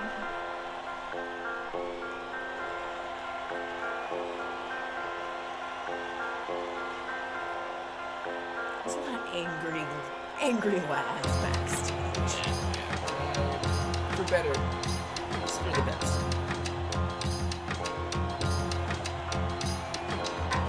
Just gonna put the spare chair right here under the doorknob. Yeah, that's a good idea. Just settle it right there. Nice.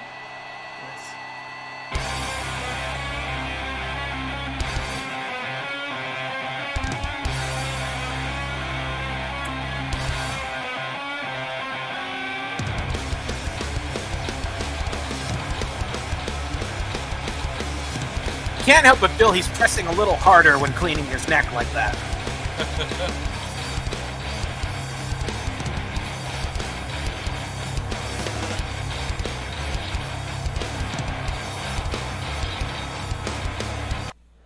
Here we go. Fight!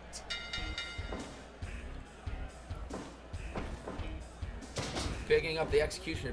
Textbook body slamming by Alibaba. Actually a professional wrestler, not just a horrifying disfigurer. He just works with whatever goes easiest. Yeah, as an artist, you have to be versatile in your medium. Going for the pin early? No, come on now. Two of the most nasty individuals in W3 right here squaring off. No one's going to back down. No one's scared of anything that anyone in W3 has to offer in this match. Blood, that's on the table. Fire, hell, that's even on the table. Execution, that surely's on the table. Oh, and sometimes too. His nuts are on the floor. Right to the little cutioners. Pulling away from the ropes, delivering that leg drop, guillotine leg drop. Maybe the hangman. Yeah. I'd say the little hangman or his lower sack.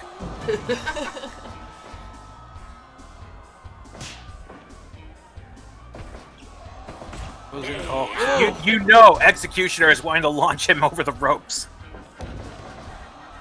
Maybe, I mean, now's the time to display a show of force. yeah, maybe looking to maim, and I don't think Alibaba has any other thoughts to that as well. He goes out there with That's okay, the intentions little to hurt. Baba Berries just got dinged too.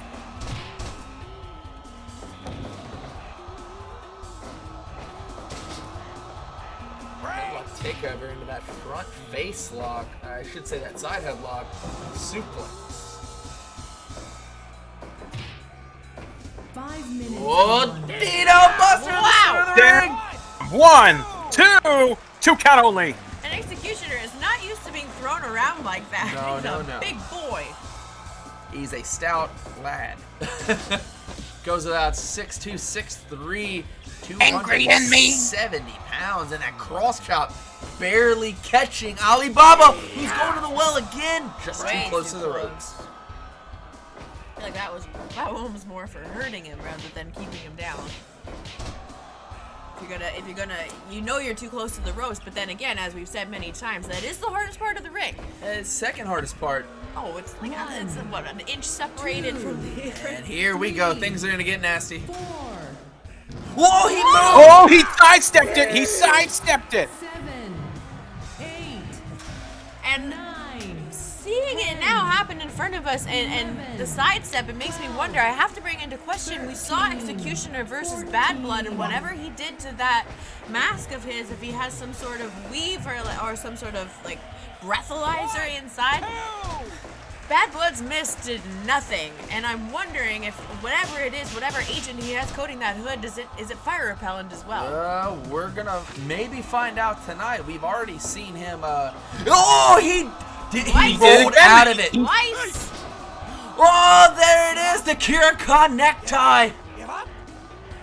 Is he gonna get? I don't know if you're gonna make this man give up. And that's the thing, what I'm bringing up is the fact that he looks like a big, strong lunkhead, but Executioner is more clever than people give him credit for. On that lariat, he says that that's the end of him.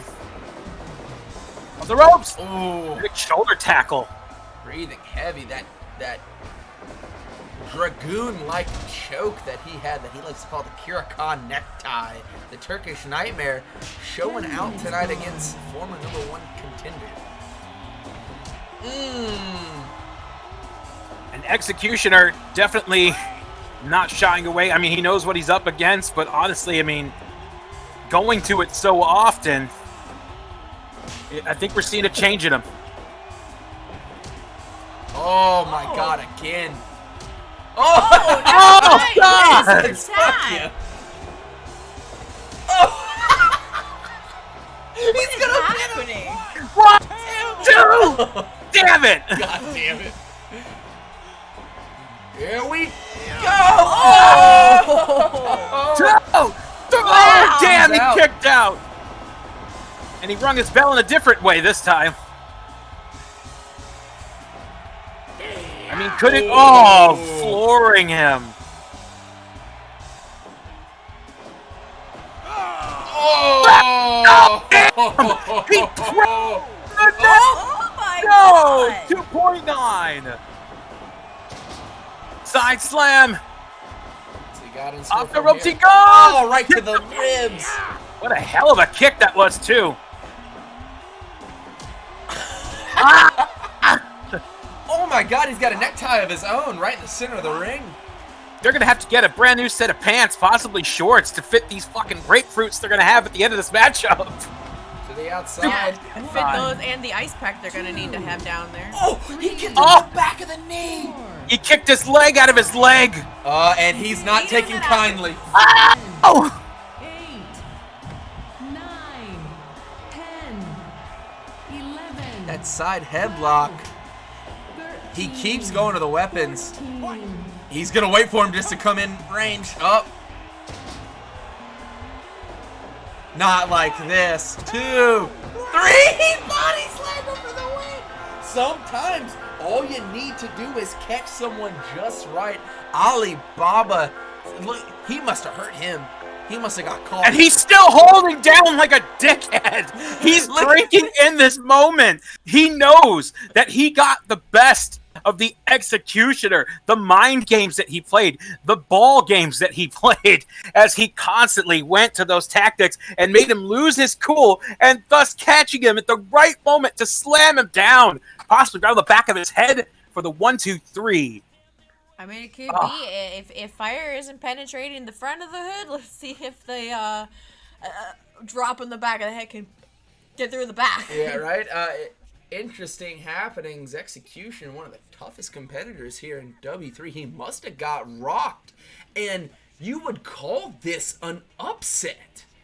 Alibaba picking up a win over one of the most feared competitors in W3 with a body slam. You gotta wonder what that does for Alibaba's confidence. You gotta think of what that does for I mean, Executioner's anger. Well, for Brian sure. Posehn? What? Wow. He won match. Fard. Fard. Hey, I'm just gonna go ahead and say, like, that's gonna do wonders for his confidence. He just beat the former #1 contender. He's got to be thinking, hey, how far up the rankings can I go right now? Am I ready? Can I beat Wu Fang? Well, Did let's I? not get ahead of ourselves. Oh man, the next match, almost a similar situation, chat. Let me get it set Don't up. be wishy-washy. A very similar situation. The actual other side to the coin of what we were talking about earlier, where Executioner being backed into a corner, a man with nothing left to lose, having lost everything at the pay-per-view. This next match is the second side of that very same coin, and we are seeing Bolt Jamison, who's in the same situation, lost everything after having so much momentum, working up the ranks, flying through competitor, laying everyone to waste, and at the speed and intensity that he does, it was like a tornado going through the W3 heavyweight roster. Whereas Executioner came up an alternate route and sort of swerved into what Bolt was considering to be his destiny. And that's how their paths crossed. Wu Fang shut that all down on Sunday, sent them both packing to the back of the division. So we just saw Executioner could not clinch to get back on a winning track. Can Bolt make the best of his situation? Can Bolt be the most dangerous man in W3 and come out swinging after taking such a devastating loss? Or is Date Ken going to stand in his way and say, it's time for fresh blood up there, kid? Not yet for you. Well, standing in his way, part of that Chee Dynasty is Dake Ken. Dangerous individual, often pairing himself with Punch Tekka. Quite a tag team they got there. Tonight so far being a great night for the Chee Dynasty. Ming and Kim picking up a win in that tag match, and Punch Tekka winning that 4-way eliminator. So can Dake Ken complete the quadfecta? I would consider this a large upset if Dake Ken is able to put away the element that is Bolt Jamison. I would too, but stranger things have happened. Stranger things have happened. Dino, I know it's weird talking about who is going to win this match.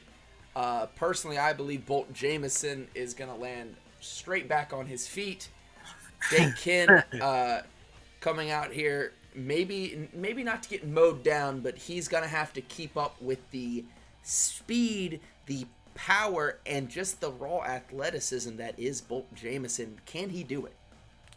Honestly, I think without a doubt he definitely can. That's the unpredictability of Bolt Jamison. I mean, with Executioner, as I stated on his matchup, he had to stay cool about it, but he was very emotional with it because we are used to him being just this intimidating still presence. Whereas Bolt Jamison is literally birthed from a lightning storm. Yes. This guy is 100% pedal to the floor, turbocharged, pistons going. I think he's going to completely rip Dake Ken in half and see what kind of delicious ice cream filling he has in between them. Mochi's delicious. It Your is. thoughts? Around the same? Oh wait, hold on. You're thinking. You're pondering. Oh boy. Here it comes. Wait for it. Wait for it. Man, when you Wait for have it. the kind of Nah! momentum that the Chee Dynasty is experiencing right now, maybe getting over the growing pains of whatever they were forming, whatever they were coming together as a family. But Daken right now in this position, seeing that kind of momentum coming off his brothers in arms, Kimchi, Mingchi, and Pajteka, that's inspiring. That can be the factor, the driving force behind whether a win or a lose. If you can have that extra oomph that you need to get that 1, 2, 3. But like you said, on the other end of that ring is staring at you a thunderstorm personified in Bolt Jamison. And we've said it so many times, I say it every single match, the kid has 2 speeds, on and off. He does not stop. He does not quit. Yes, he has been handed losses, but it has never deterred him. And it will be a cold day in hell before I do not throw my hat in Bolt Jamison's corner. Very, very true. Dake Kin, like you just said, maybe there was that missing element to the Chee Dynasty. Maybe Ming Chee was the key to the Chee Dynasty. We're gonna find out right now. Dake Kin, Bolt Jamison. Amethyst Majesty, thanks for the follow, yo.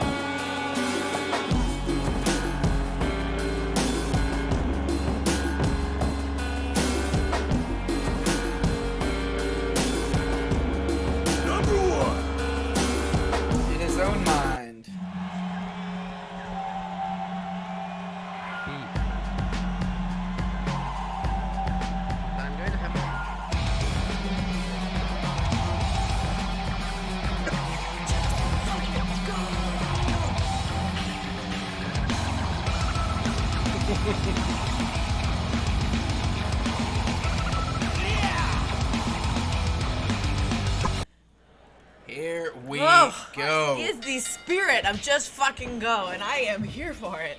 Just fucking go. Words to live by for Bolt Jamison. And will Dakin be able to find shelter amongst the storm that is Bolt Jamison? Take shelter. Nah. No, this is a storm you need to ride out and meet head on. Otherwise, it will take you with it. Going for a cover early. And it's all over. Here we are. Going for one of those power moves. Got the leg hooked on the suplex there. Trying it again. Maybe a little antsy to get this one over. Uh-oh. Again! 1. He's right back into the ring. Wasting no time. Sure, for now, but how many of those falls can you take? He's young, he's versatile, he's still durable at this point in his career. He can take 1 or 2, but those add up. Yes, Especially they when do. you're bouncing off that hardest part of the ring, the apron. Very much so. Slip behind there. Dake Kin staying 1 step ahead of Bolt Jamison here in the opening 3 minutes of this contest.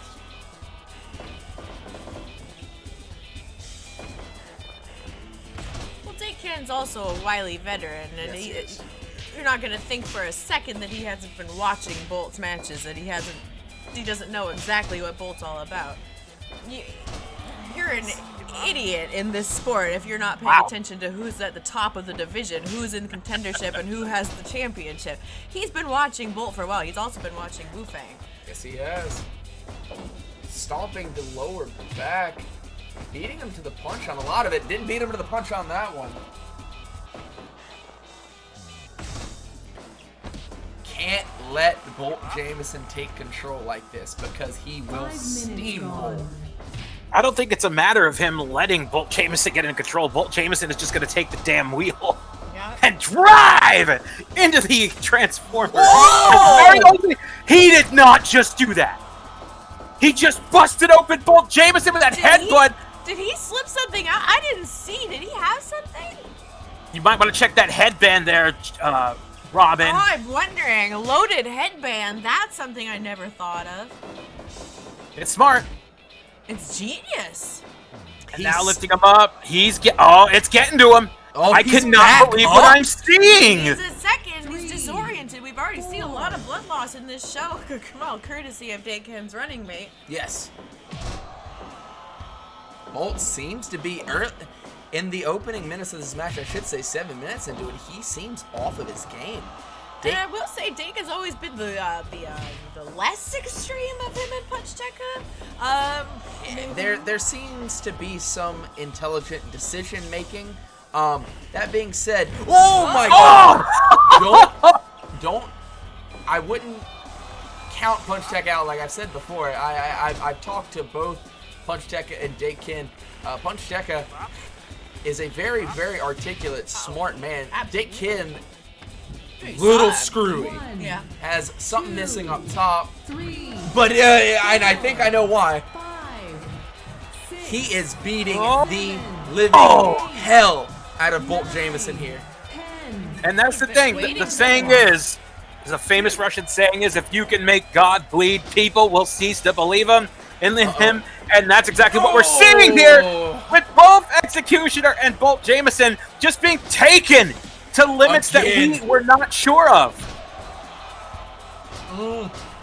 And yep, he's pissed. He is pissed off beyond. You know, some people falter at the sight of their own blood, and some people snap.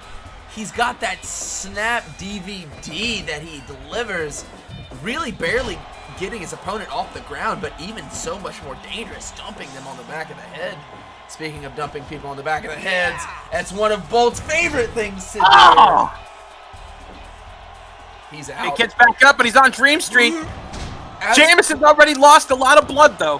One of those playing opossums. Uh-oh. Yeah, Breaks it. when you move as fast as Jamison does... Bolt! Hold on.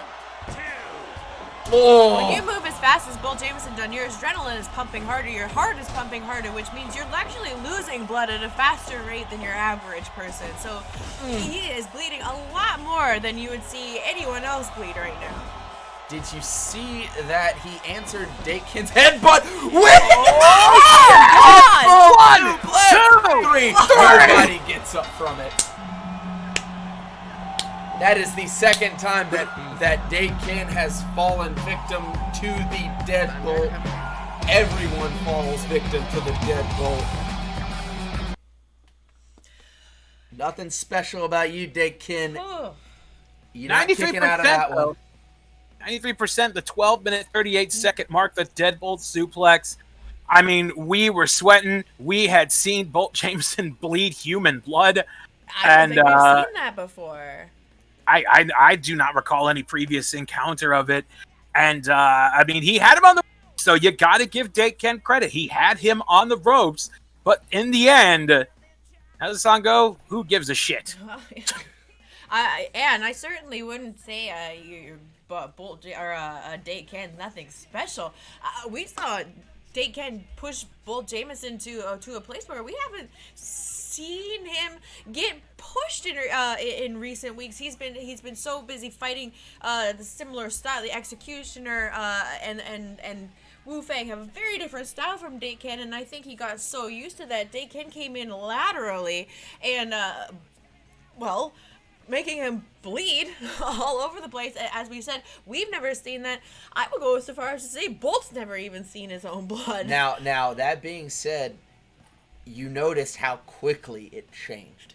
Bolt Jamison had, for the opening 6-7 minutes of the match, he was outsmarted, out-wrestled, and out-fought by Deyv. He's a wily veteran with a stable of very But he got back on tracks, and when he diverse wrestling minds. and when he gets on those tracks, nothing can stop Bolt Jamison. The offensive onslaught, yes, Oh. offensive Like I said, it'll be a onslaught. cold day in hell before I don't throw my hat in that kid's corner. That is our future. He unleashes it full steam, headstrong.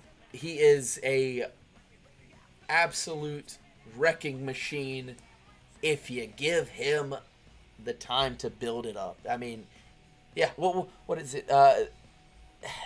A dreadnought, a juggernaut of a competitor. Once he builds his momentum, it's over. Deyv really had a shot at stopping it before it even got going. One slip up, that's too many. Deyv, nice try, guy. Let's get going. Midnight Pirate again with 100 bits. He says, Bolt.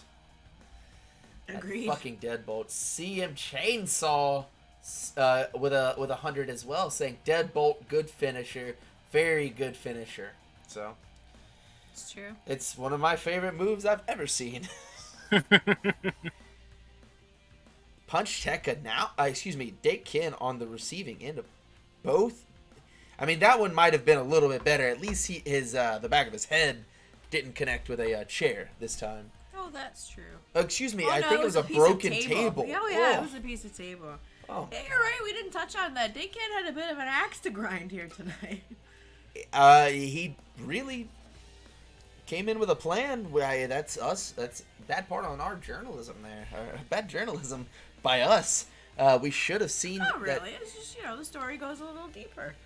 Maybe he had Bolt scouted, and you know what? Now looking back at it, it very, very seemed to be that he had it scouted. Shut down Bolt early before he can get his feet under him. Too little, too late. Setting up the next match, and it will be your second eliminator of the night, the junior heavyweights. Let's see, we're gonna have it. Let's get them all together. Who's going where? What, you have them like lined up in chronological order behind the curtains? I mean, they got another music cues, right? Well, they could just hear the music. Yeah, like every other. Like it's not rocket science, big dog. I don't know. You kids today Dude, need in to ROH, like I plan had out no every idea what my damn music little sounded step. like at all. Like, they're like, go. I was like, yeah, okay. Well, this is like, that was past the point of where they let people use real songs and just like, hey, let's put a song and we'll just add different instruments, but it's the same notes. The entire time I was there, I had no idea what my song was. Well, it's a fun little. Constant professional Easter is egg one for you. Andrew Everett. Oh, shit. I don't think you would ever be accused of that. That'd be mean to me. Being mean, I'm just being factual. You were ripping on my inability to get good enough scoops a second ago, so If the shit fits, wear it. yeah. Look at Wear that. it. Look at that. Midnight Pirate says W3 is the vaccine for the. Oh, no, just don't go outside. Stay inside Yeah. and watch this. Yeah. No, you need to sit your ass down and watch this one. That's why we're coming to you live on television. Ish. Ish. There is a TV in Twitch, twitch.tv. Jeremy, again, with 200 bits. Thank you, sir. Hope you're having a good night. W3 is always a good way to end the night. Let's go ahead and get these guys down to the ring. drawn at random, 4 junior heavyweights fighting for a chance at that 5th spot this Saturday.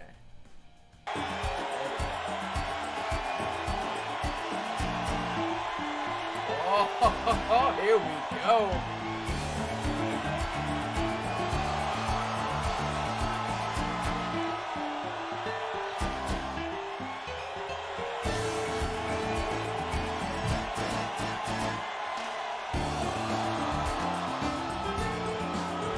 I love it. This one's gonna be fun already.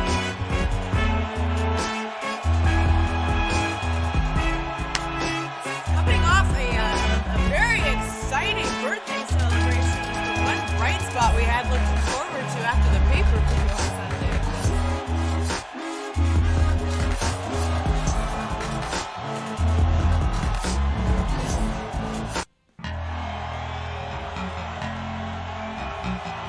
Oh, Dino's getting one in. Yeah.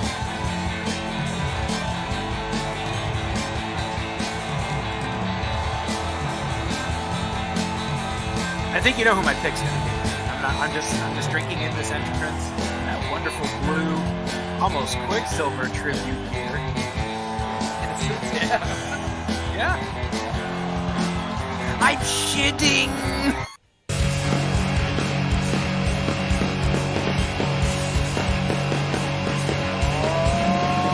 Oh boy.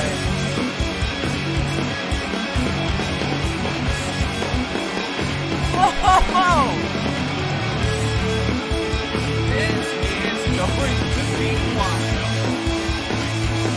So we're just getting spoiled today, right?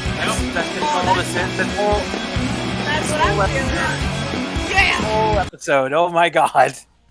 Here we go. Let's get into it now. This is exciting. This is exactly what I've been talking about for the past 2 weeks, is that Hanzoman and Shaolin solidifying their positions in both the tag division and the junior heavyweight division, and Hanzoman getting that draw for the opportunity in this junior heavyweight eliminator. That is so exciting. I love this guy. Ready Really, to call the fast pace action here. this All is yours. Yeah, take it away, Dino Winwood. All right, there's a lock up there by Pajaro. Gets blocked there by the Unknown, who gets into the arm drag. It's Sanzoman and Dragoon doing it for the test of strength. And Dragoon is the one able to get the arm drag there. As Unknown dragging Pajaro into the center. He did it with a double wrist clutch, but he gets broken up. There's scoop slam to the outside. Goes Hanzoman. There's a powerful scoop slam there by Hara. The lock up there by Dragoon hits him with the arm drag, and now locking up with Hanzoman. He's trying to go for the tombstone, but no, Unknown drops him and drops him with a European uppercuts. A back elbow by Pajaro. As now working over the leg there. It's Hanzoman going for the flippy big boy. Into the corner goes the Unknown. As Dragoon now taking him up to the penthouse. And no, wait a minute, rolling power bomb onto that one. Dropping the elbow on Hanzoman. Hit the drop toe hold. He took down all 3 competitors on his own as Pajaro trying to go for the roll-up. It's a scoop slam there on the Dragoon, who's now getting the leg worked over by Prince Pajaro as Hanzoman trying to get the overhand chop. Forearm smash right into there by Pajaro as Dragoon gets sent into the corner. Unknown just dove down to the boot and collides in there with Dragoon as Hanzoman not getting with the back elbow. Gets slid into that snap suplex. Dragoon stopping his momentum with that and now heading into the chop off against Pajaro with the face crusher by Hanzoman onto Dragoon. That's the Unknown to get with the throat thrust. Back suplex there by Dragoon. Tries to get the back suplex on the Unknown, but he hits him with the back elbow and gets launched into the corner. Hanzoman now launching him into the other side of the world as Dragoon. Now, wait a minute. Now, Hanzoman's getting launched into the rope. Stab suplex again by the Unknown, who is now circling. He knows he's outnumbered. He's taken down every single one of them. Hits him with the arm drag. Gets the throat thrust there by the Hanzoman, who hits in. Drops him off in Lower Manhattan as Pajaro shaking off the cobwebs. He gets the shot into the huevos. And now step up into Curry by Dragoon. Oh, come on with Robin Charleston! so much. You knew it was coming. Chop and kickoff right And here. as he writhes in crimson masked agony over Whoa. on the other side of the ring, we've got pinfall attempts and He's flying definitely played- luchadors I literally everywhere. watched him gig. Yeah, he really just put it back in right now. Whoa! And look at that kicking combination by Dragoon! Double suplex by him of the Unknown onto Hanzoman as Pajaro. Feeling the effects of that kick flurry. by Dragoon. Tries to hit for the drop kick. Wheels to the back of the head of Hanzo Man. Now as the lockup drops the elbow on the back of the head of Pajaro as Hanzo Man getting back to his feet. Dragoon trying to ladle the spin kick, but no luck on that one. Just a double kick to the midsection. European uppercut onto Pajaro as he heads up to the top now. 450 splash! But he's too close to the ropes. As Dragoon now working over the legs. And speaking of legs, he hits him with that kick. Down goes Pajaro again with the Frankensteiner by Dragoon for Hurricane Rana. Arm drag there by Pajaro, who's getting picked up now by the unknown, who's swearing off now, catching the leg and trying to snap it off of the Hanzo Man, who hits it with a Jaguar defense onto Dragoon, pulling back on the arm. Knife edge chops to the teeth there by Hanzo Man as you take a look at the placement. Working over the legs now, step up the Inzaguri, hits the back elbow. And now rolls through with a Rana. One count only as Dragoon saying no, hits him with a wheel kick. Another Hurricane Rana onto the unknown as Hanzo Man now getting the pickup into the Jaguar defense. That rolling clutch there by Pajaro not successful as he hits the Mexican surfboard onto Dragoon for the Romero special. The soul butt there by Pajaro. Lifts him up, scoop and a slam. Off into the corner goes the unknown, getting put on top of the penthouse once more. Beautiful spin kick there by Dragoon. But then the rolling powerbomb and another soul butt kick. It's a great display for the two individuals with those very flashy shoulder pads. And I will say too, if I can point out, Hanzo Man does not stop moving while he's out there. One of the biggest obstacles for anyone moving from the tag division into the singles division is that you're used to those breaks in the matches. You're used to being able to tag out to your partner. Hanzo Man showing here that he has the conditioning to still go, not only in a singles, but in a four-way where it's constant action. Has not lost a step, has not slowed down. Soul Shote right across the face of Pajaro. Brainbuster, sweet Chokonaka onto unknown and hits him with that Hurricane Rana pin. Two count only as Dragoon escapes the three. There's a snap suplex there by the unknown. Mule kick there by Pajaro. Ew! What did we call that one? Just a Ouch. Yes, ouch. reverse DDT. Right, Brain Buster. Sweet Chokonaka. And now Dragoon suplex gets into the dub. Oh! 450 splash! Another one? Dragoon suplex. 1, 2, through 2.9 again. The unknown is still in the fight. I swear Pajaro thought that count was on him. Kicked out immediately. He might be a little bit fuzzy. Beautiful Another Dragoon suplex. Come on. Drops the brain buster. Struggled with that one. Indeed, he's been dropped on his neck a couple of times before then. Going up top. What is he going to go for? Oh, he breaks free! Oh my god, what is he thinking of here? Hopefully he lands it! Drop down! And a power-up drop kick onto Dragoon by the unknown. Ooh. That was quite a bit of a distance there. And stopping this little Hanzo Man. Right So that palm strike though. Dragoon going up into the corner. Brainbuster into the corner. Onto Pajaro, off into the ropes, goes the unknown, colliding in with Dragoon, and is now the flippy big boy coming in. No! Pajaro taking his glory and catching a kick in the back of the head for his trouble. German suplex, pulls through, hooks it, 1, 2, 2.9, Get out of there, ref! Who gives a fuck about the shoulder? Count, you bastard! That blood out of your eye. Oh! Dragoon suplex, it's too close to those ropes. Dragoon! Dragoon sleeper, but no! Hanzo Man saves it with the last second. And Pajaro flips. thinks, exactly, he wants to do the flippy. Double suplex, dead center of the dub. And Dragoon getting shot. We're doing the old no-no. Starts to get a little sassy and gets a spicy slap in the face instead.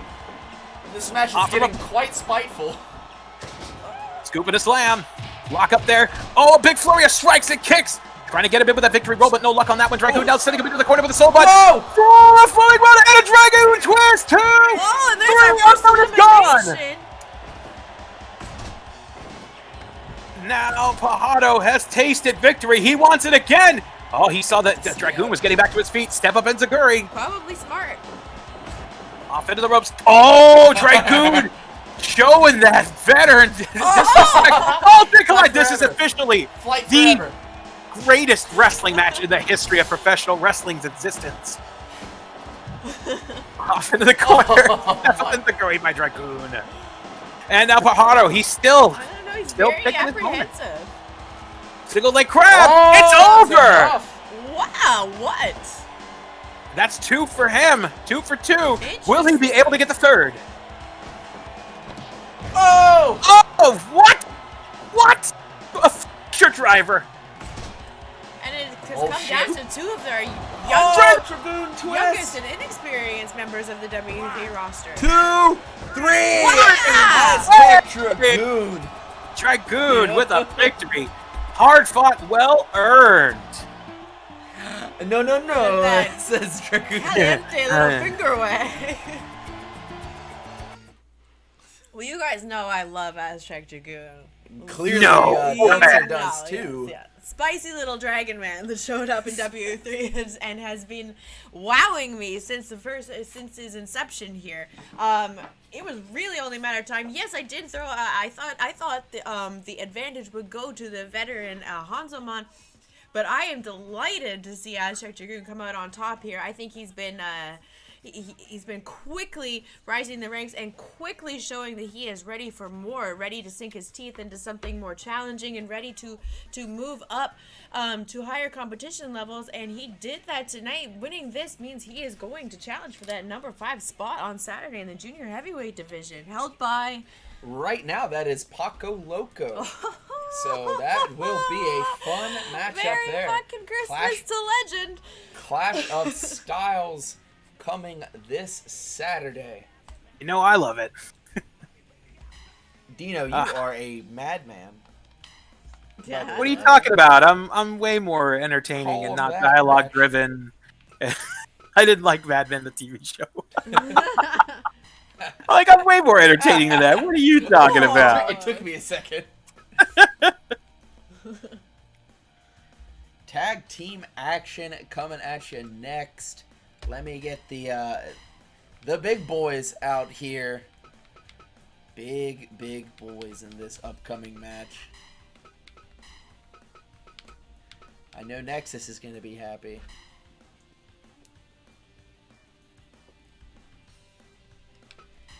Let me get all of this situated. There it is.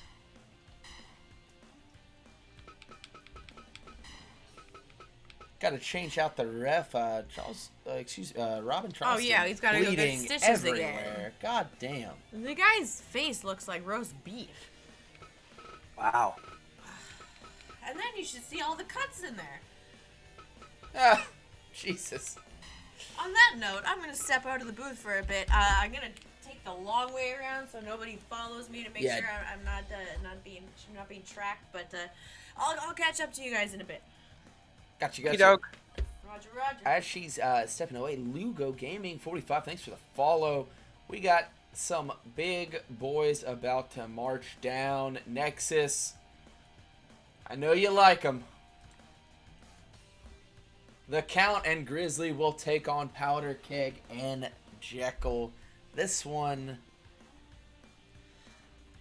a lot of beefy, meaty, monstrous men. Wow. I like them too. That's fine. The Count and Grizzly, one of my favorite tag teams here, and Jekyll and Powder Keg looking to get some wins here. Kind of been I don't want to say dead in the water, but a little hesitant to get going here in W3, especially with a successful defense of a title by Blackheart and Shaman. Blackheart and Shaman kind of are the only team right now, other than previous champions Shaolin and Hanzo Mon, that have been consistent in the tag division, winning the big matches, winning the matches that get them to the title shot, beating the champions. They are your current champions. Right now, these two teams need to get back to winning ways. They're no more simpler than that right there. These teams need the win. As I look at it now, I would guess to say the Count and Grizzly have things going. I saw the Count and Grizzly in the back. They seemed hyped. They seemed up to the task. Dino, do you think that they're going to be walking out of this contest with the win? It's a possibility. Honestly, I don't want to pick any sides on this one. I'm scared that they're going to hear about it, and they're going to climb into the booth and beat the shit out of me. Well, we could see. The legend still isn't back yet. I might kill time for a little bit more. Ginger, hello, sir. I saw, guys, if you haven't noticed, on the nameplates we have the W3 logo that I didn't realize I could do. Ginger pointed that out. Thank you very much. Hope your stream was good today. Yes. Everyone's saying beef. Yes. A lot of beef. Saladin watching this one in the back, licking his lips in anticipation. Yes, very much so. Nexus, it does look so nice. Patient. I mean, But maybe the rain. Okay, go ahead.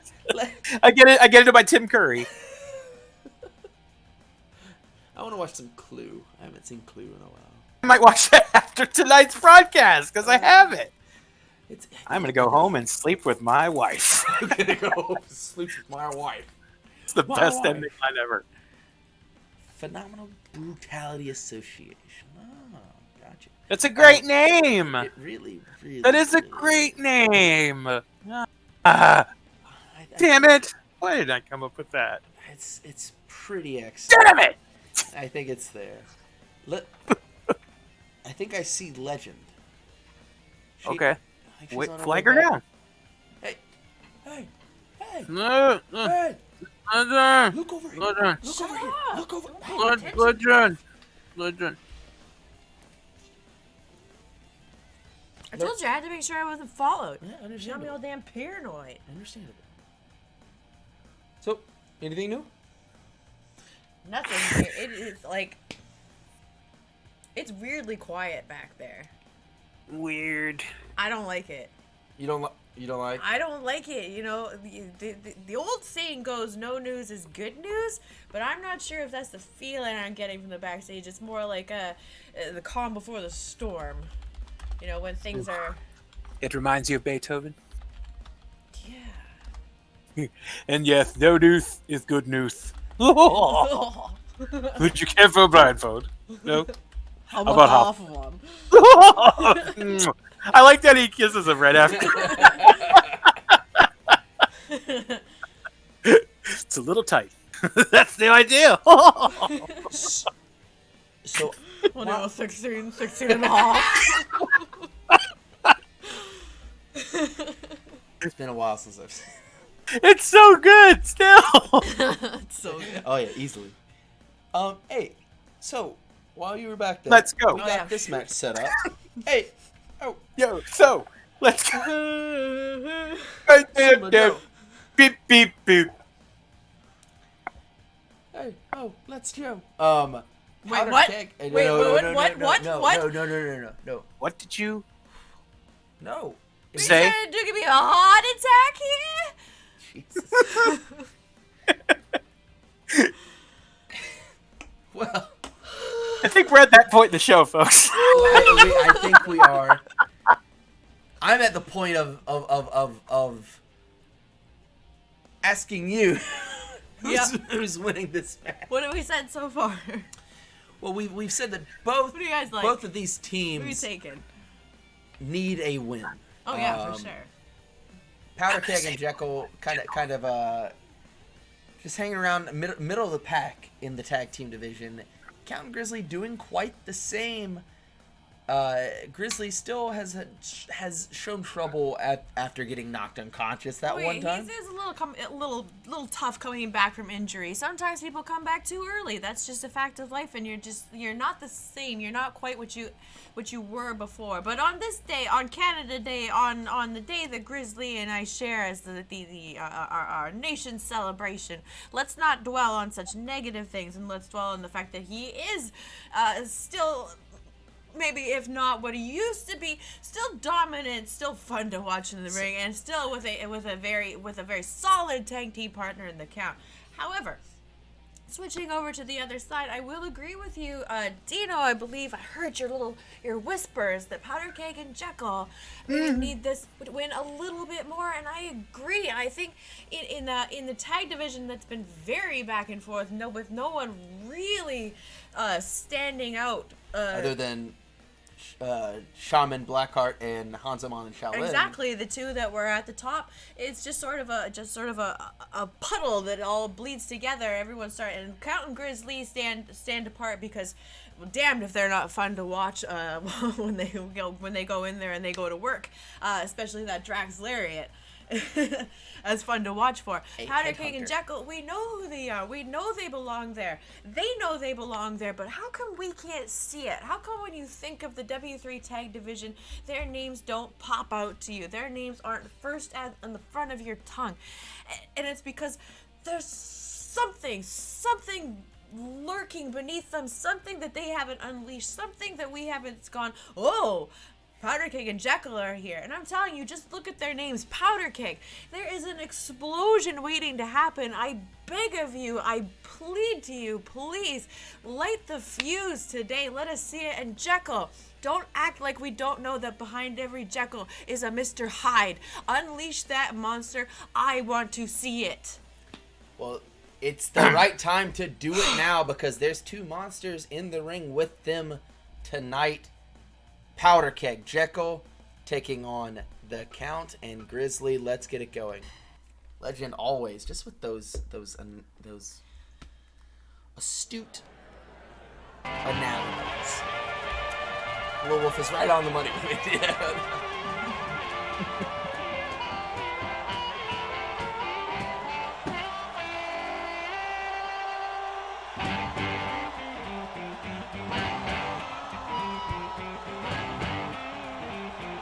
I could taste the biscuits, gravy, and waffles in my mouth listening to this song. It's literally comfort food, this song. I taste moonshine. That's all I taste. And What does it taste like? It tastes like Skittles if you drink enough of it. Cool. And tastes like numb, like your feet are going to go numb if you drink too much of it.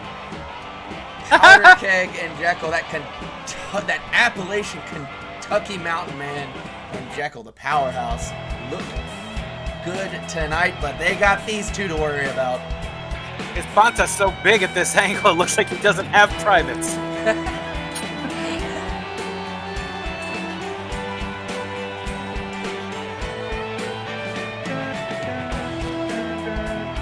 Oh, he's got his chain tonight. It looks good on him. Very stylish.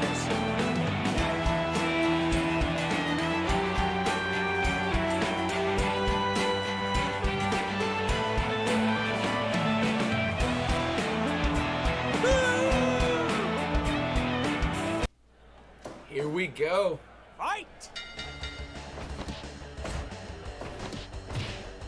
Just clubbing blows to start.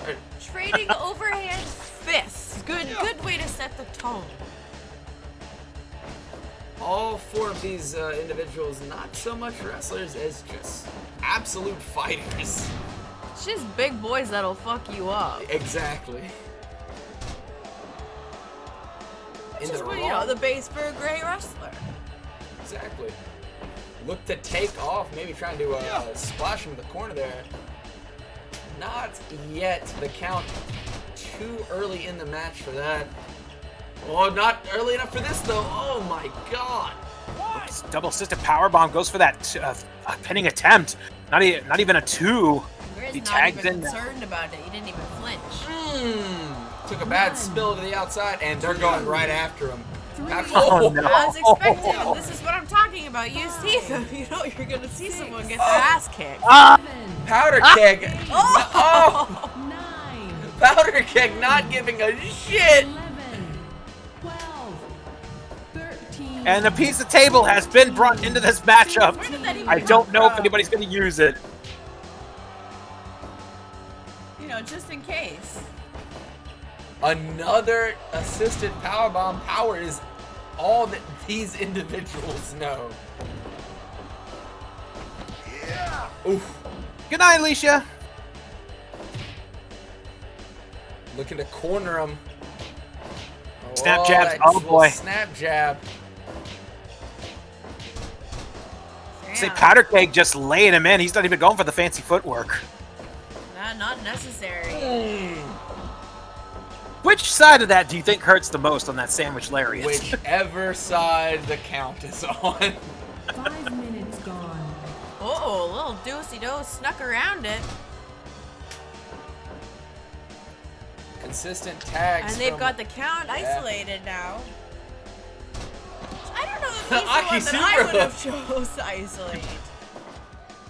The count. I don't know. I don't know. As we touched Pick it, your I poison. think exactly, but I feel like the only reason I would go with Grizz is because he is coming back from that injury. Concussions take a while to get over. Speaking of that headbutt, grabbing the back of the mohawk for leverage. It's an interesting hairstyle he's got there. Is that a mohawk? It's some sort of singular mullet. You know what? I'll be right back. Let me go look that up. Okay. Dragging him out of the corner, maybe some double team. Oh, leveling him with that big boot. Those long legs coming into play here. Oh, and I'll tell you, a great equalizer is a boot to the kisser. Speaking of elbow to the kisser. It'll take down your tallest tree. Another one. Suplex. Stalling. Look at the power on There you display go. here. There you go. What I'm saying, I want you to get mean out there. He's one of the last guys you want to get mean with. Well, I feel like in this division, he's one of the guys you have to get mean Very, with. very You don't have a true. choice if you're not gonna do what it takes, no matter how scary the animal in front of you. You're not gonna survive this wilderness. Very true. Would I lie to you, big dog? No. You never lie. Thank That's the living legend doesn't tell lies. you. Does not tell a lie. Grizzly. You've done well to Grizzly remember that. had a bone to pick with Powder Keg there. I don't know if he realized that he wasn't the legal man. Hey, Oh. Grizzly sees a face in front of him. He punches first and asks questions later. That's what you gotta do in this division, especially with these individuals. Playing defense is Powder Keg. Oh, Oh, and my Grizzly comes God. up biting. Tagging out to the count. Like- Oh, maybe saving him there. Like the hungry Canadian grizzly bear he is. Set him One, maple syrup and pancakes. two, He's eating three, Keg tonight. 4, 5, He would bite them all into a keg. 7, 8, My goodness. 9, 10, 11. Powder Keg fighting back though, it's isolated with the cat on the outside, even though he's got blood pooling everywhere. He needs to get in the ring. Is he even aware Oh of the my count? God! 18. Oh! Bleeding everywhere. He is bleeding. I don't know if he badly. had so much blood that he wasn't even hearing the ref's count. Blood in the ears. No, like you're lightheaded. 1, Very true. 2, You're a little Nancy boy. You've never been in the real extreme, the hardcore matches. You don't know what it's like to be losing blood like that. So it's exhausting. You're not always aware of your surroundings. On the Pretty floor. 4, Falling Uranagi. 6, He dunked that lariat. 8, 9, 10. On the floor. Oh my God! Jumping pile driver on the floor. That much weight coming down on top of the neck. This has And isolated broken again. down. 16. Holy, so Grizzly I gets lost track hungry of who is again. legal and who's not. I've never seen. Oh, shit! Right in this corner, though. Easy breakup. But still, that does a lot of damage. Mississippi big dog. mudslide. If we can hit him now before Grizz gets out. So wait, how many people are bleeding right now? Powder Keg and It Jaguar. looks like the team This team does not of. bode well for the. Oh my God! That power bomb. Able to recover though. He looks a little worse for wear though. Maybe he needs to make the tag. Opting not to. There. Oh.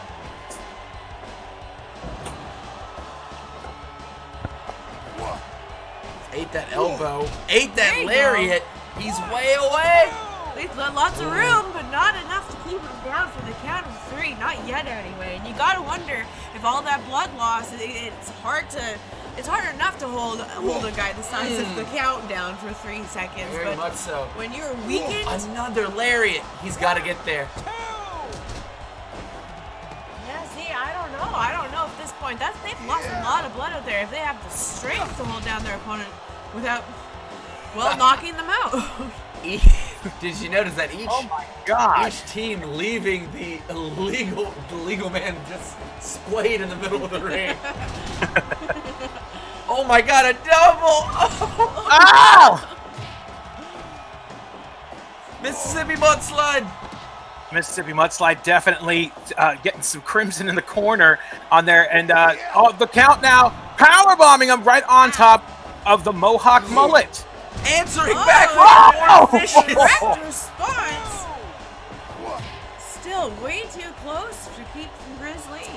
Right on top of that mohawk, that hairdo. Yep, that Mohawk mullet.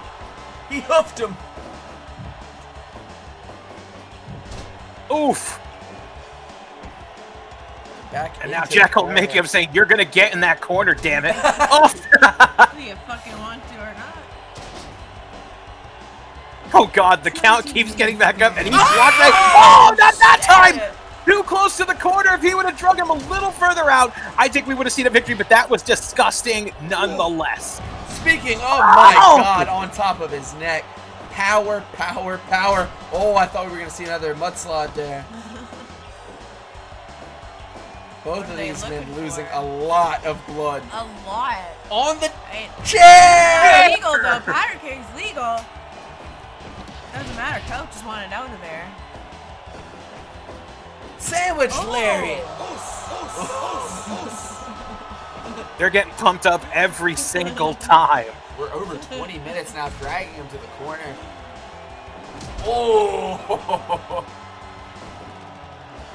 Uh-oh. Oh shoot. Oh, into the corner, his legs! No. What are we gonna see here? What is he doing up there? He Oh, just man. was not sure. He was like lost up there.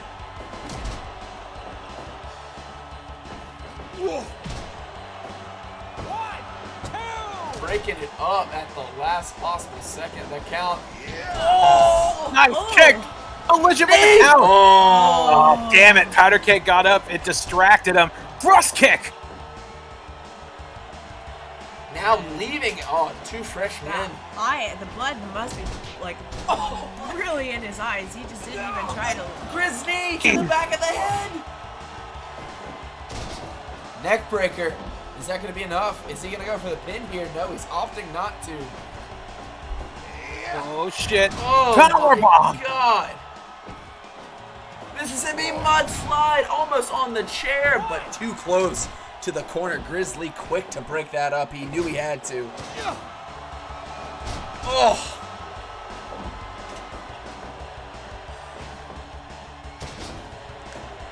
These two teams going to absolute war with each other.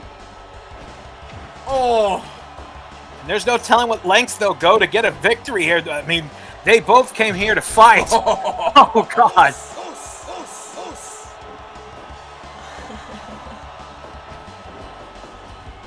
Ropes. Oh. Drop them. Lower Manhattan. Tagging in Powder Keg. He's in there with both of them. Another power bomb combination. Going for the cover. This time there to make the... Oh, got caught slipping. I don't know where he was looking or if he's just that disoriented. He wasn't even paying attention He's to where tired. Disney was coming in. Did you see him huffing and puffing on the apron? Oh yeah. These individuals at their size and the energy that they have exerted here are not It is a lot. designed to go at this pace for this long. He's back up. He's making the Going for tag. that chair. I thought he was I too. wouldn't have been surprised. Sandwich lariat. It's a tag signature. Another power bomb. All of that Jeez. weight. DDT. DDT. Maybe going to tag Jekyll. That's exactly the case. Now both of them The count opts to stay in rather than tag out. Was and right there in his met own them corner. at the center of the ring. No Mitch in his blood And at fighting all. off both of them. Oh God, shit. he is fired. He's calling for it. Whoa! Oh, Jekyll's Jekyll other bomb! ideas. Did he get there? Oh! Oh. Last possible second.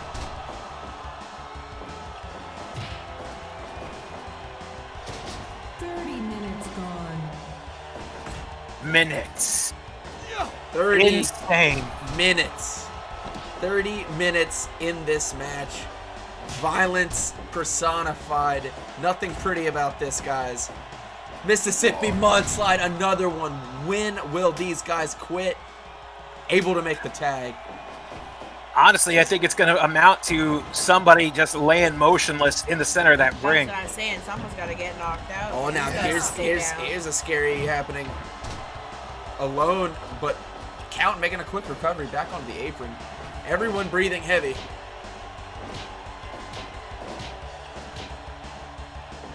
Football tag. Oh! Planting that boot right on the jaw. Oh my God! God, you heard that crunch. I think he just gave him a chiropractic adjustment. He threw What the Oh, hell? he threw him! How the hell do you throw a man that size? He missed the knee. Oh my God. In the wrong part of town now. Falling front suplex. And it seems like every time he tags in the count, it's like he wants to go for the killing blow, and that killing blow is definitely in the form of that Drax Lariat. Yeah, and if he hits it, Oh. God help him. Right in the Jekylls.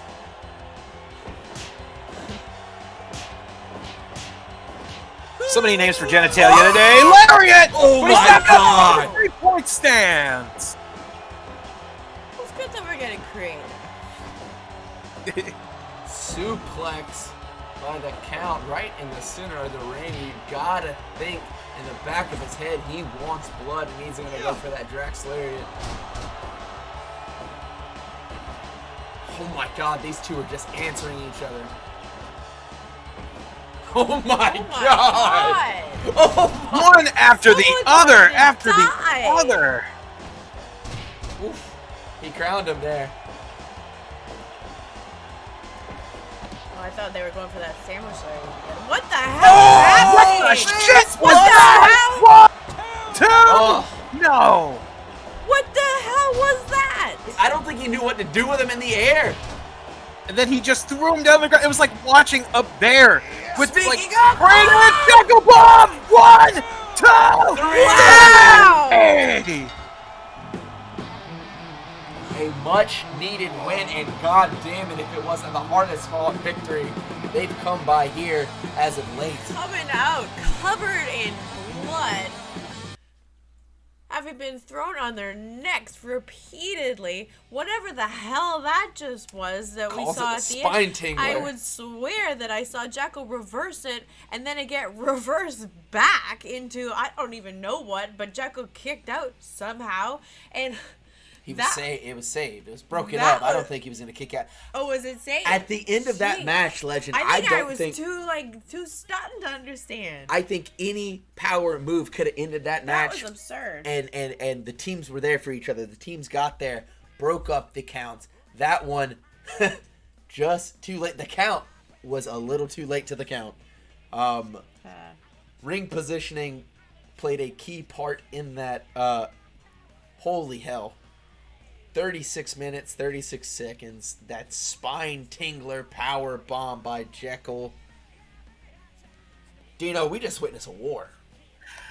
Yes, we did. I went to go do research on a haircut and came back to just the final Madness. moments of it.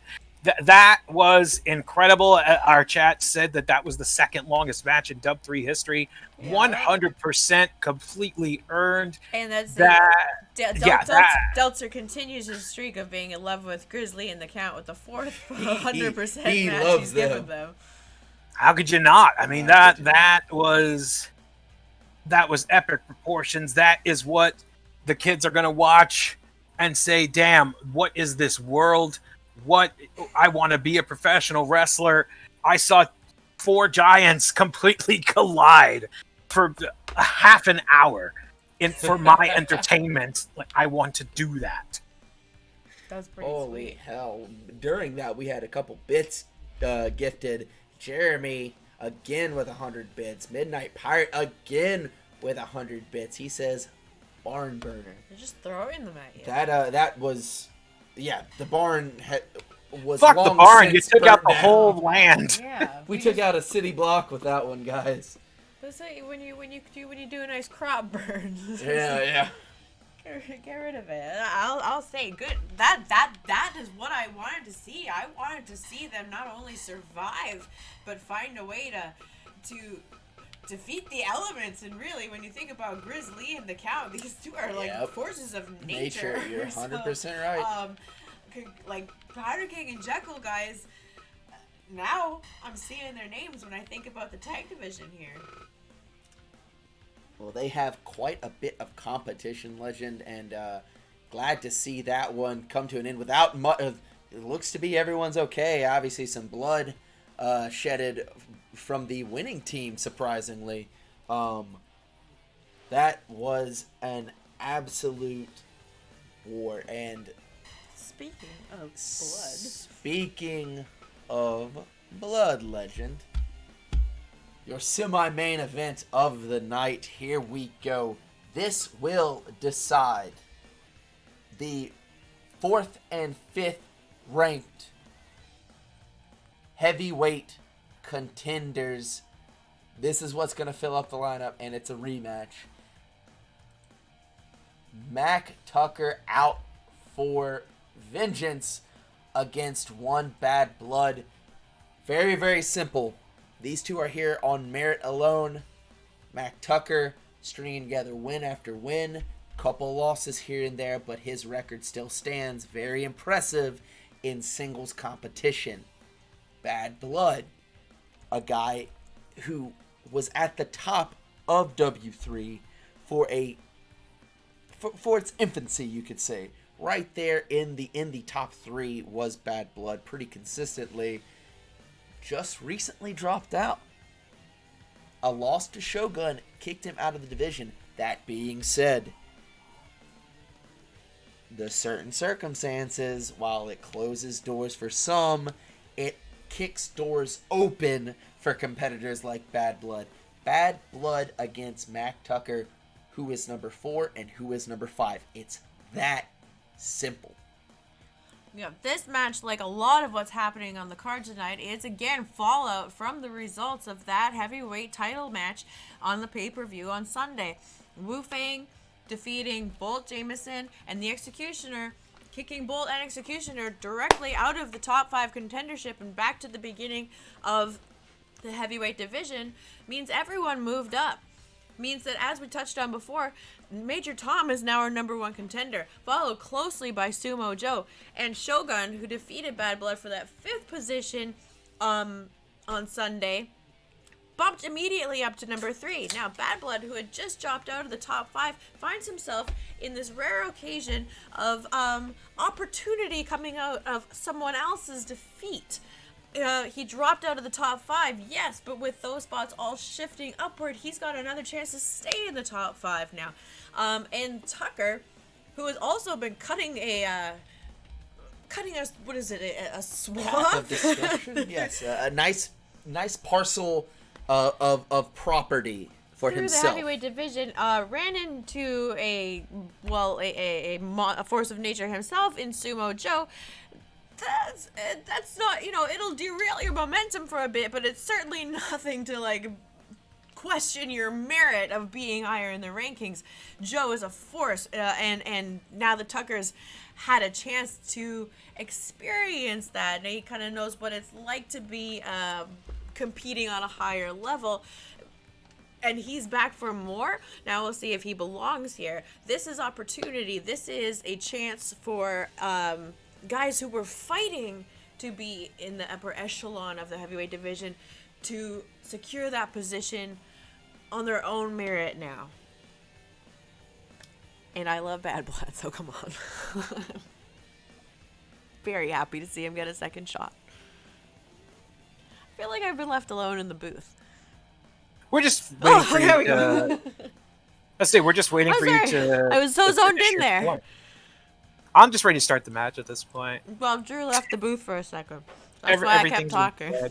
Just push the button. He's gone. Should He's I? gone. Okay, I will. Fuck him. I don't know how to do it. Don't do it. Come back. Oh, there you are. Yeah, see? We're just gonna start it. Well, I'm back, damn it. I had to Kept go walking pee. away. Here we go.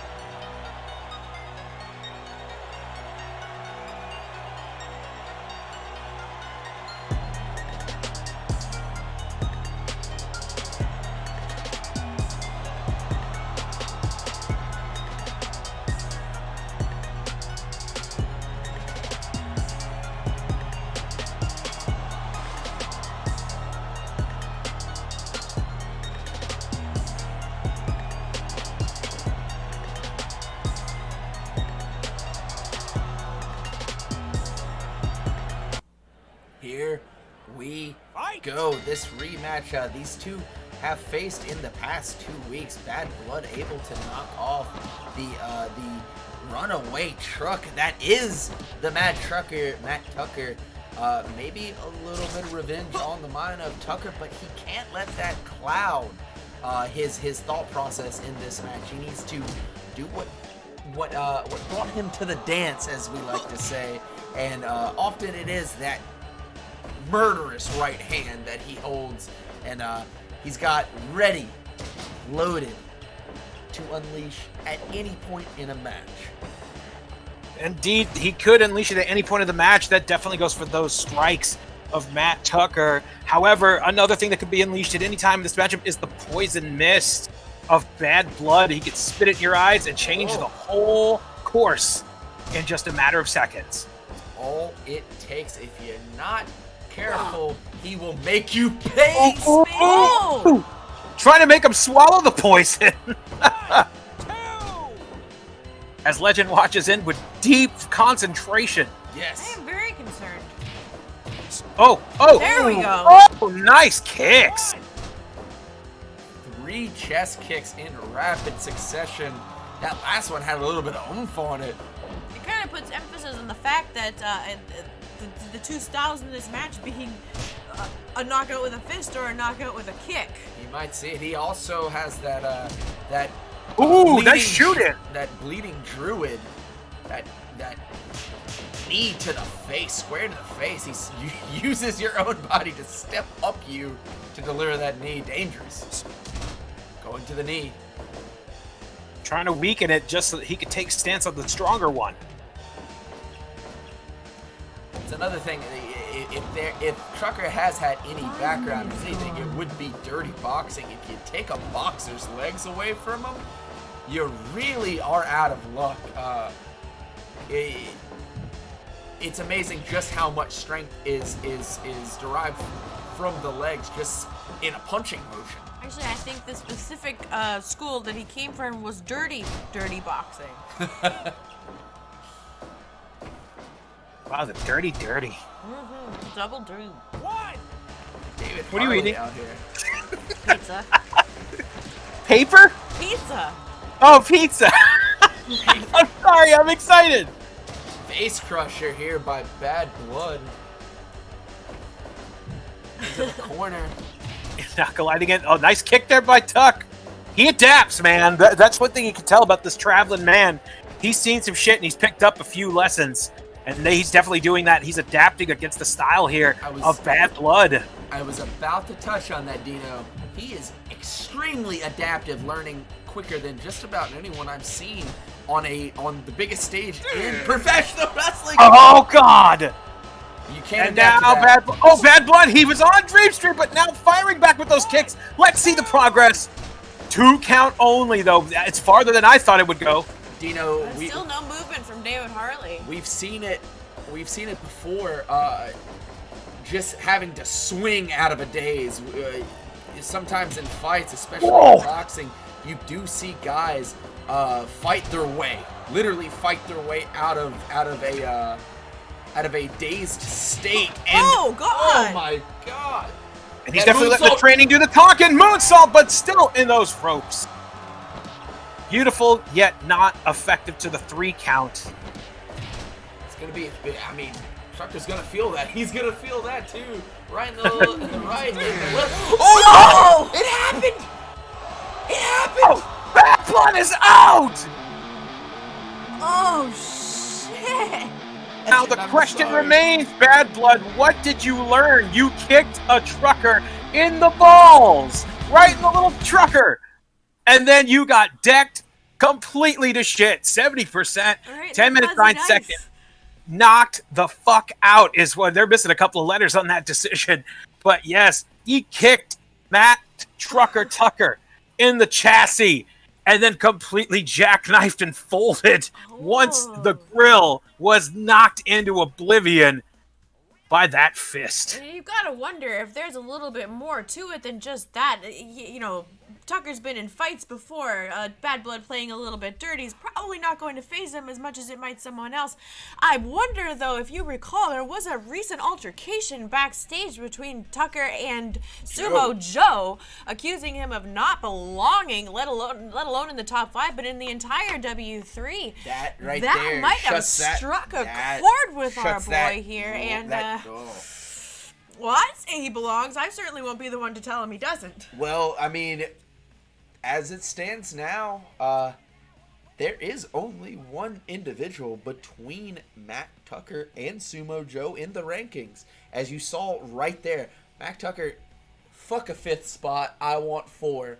Bad Blood taking up that 5th spot, and he will have to compete against the winner of earlier's heavyweight eliminator, Punch Tekka. Bad Blood and Punch Tekka. Saturday, that's a hell of a match. I think my heart just exploded. Mac Tucker, he's shutting up anyone that has said that he isn't a real wrestler. Sumo Joe, what have you done, man? Maybe hot on the tail of the heavyweight Yeah, as if we upper didn't need echelon. one crazy, out of control madman back there. He just awakened another one.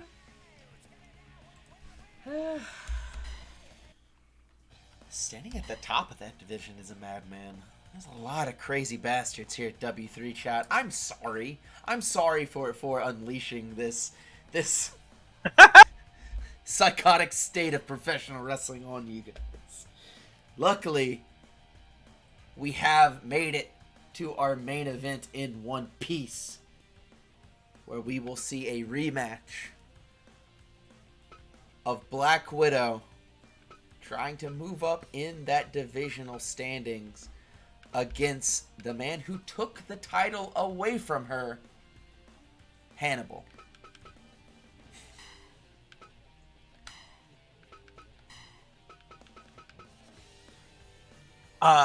If I could just say, I think this is probably my favorite episode so far. Really? Yeah? Broadcasting. So much surprise, a lot of brutality, a lot of blood. A lot of brutality. And we're all just a little fucking burnt on the commentary. Yep, we sure fucking are. Burnt through. Yep. Burnt up. Burnt up. Dun, dun, dun, dun, dun. Oh, man. Burnt up. Midnight Pirate with another 100. I almost said 100 bricks. Oh, I'm sorry, guys. wow. You know, I do feel like Highlight that. I know, and an appropriate place to show the tragedy that happened backstage is to recap. We have the footage if you wanted to show the people, just to recap what happened. Look, just this- so we can remember this the is- tragedy this- and the horrors and the injustice that has been done This in is the the W3. clips that happened, like the aftermath of Joe Bruiser's emergence in the W3. Brakowski, sorry, man. I mean, it was horrifying. Being try. I mean, you heard me. I came running in here, saying we needed help. I don't know what. I don't even know how to convey to you how frightening it was to finding him lying back there. And we're doing everything we can here to find out who is behind this, who's responsible for this, as if we didn't know. Unfortunately, it looks like we're having a little technical Turknical difficulties? Yes, with the backstage assault. Oh, we no. apologize. That's because you have it too far down. The long and short of it. Let's see if this works. Here we go. We got it working. You're not allowed to push the button anymore. I'll just be the button pusher. As you see there, Brakowski laid out. Trucker there. Rush there. And Frank helping. He is a load doctor. Loading. Oh, and there, right there, it's like, why would the truck say something like that if they didn't think you were behind this? Why wouldn't it be disturbing to you, Drew? It is very disturbing to me. I almost believe you. I almost believe you. Well, we have a main event to get to. It's unfortunate. Hopefully, we will have more updates on the health of one Rick Brakowski. Midnight Pirate again, as you said, the 100 bits. Jeremy just donated 100 bits, saying bits for Brakowski. For the Brakowski Get Well Fund. And I'm sure some of that will also go to the Brakowski Pit Pit Bull, the Pitkowski Fund. And you know what? I'm okay with the Pit Bulls getting. That's fine. Could have sworn you said you didn't care about. I thought you said all of them should go hungry. I didn't say that. You're putting words in my mouth. You're putting words in my mouth. Kitty cats are better than pit bulls. Yeah, what about her? You're what about her? Fard. Your town. Here you go. The Your turn rematch. sandwich. Chainsaw made 21 bits. Colorful bits. He did. The Pride Heart bits, it looks like. I can't tell. It's got a unicorn in it. Bikowski. Oh, he would love that. You would. He would. He's a beautiful soul. Those of you sending the get well cards and wishes and everything. We'll make sure he gets them. Exactly. Right now at the hospital, his best friend, Pull Buggy, is reading each and every one of them. Jesus Christ. It's like a tugboat, but it's a buggy. Your main event of the night, Black Widow and Hannibal, the rematch, the guy who took the title, the guy that knocked her off her pedestal and really sent her into a downward spiral. Sent her into absolute madness. Madness. I'm sure she'll have the title belt as she marches out here. The knockoff title belt that she had personally made. Hannibal's gonna think he's having deja vu. God, if he managed to run off with that belt, imagine. Oh wait, can that happen?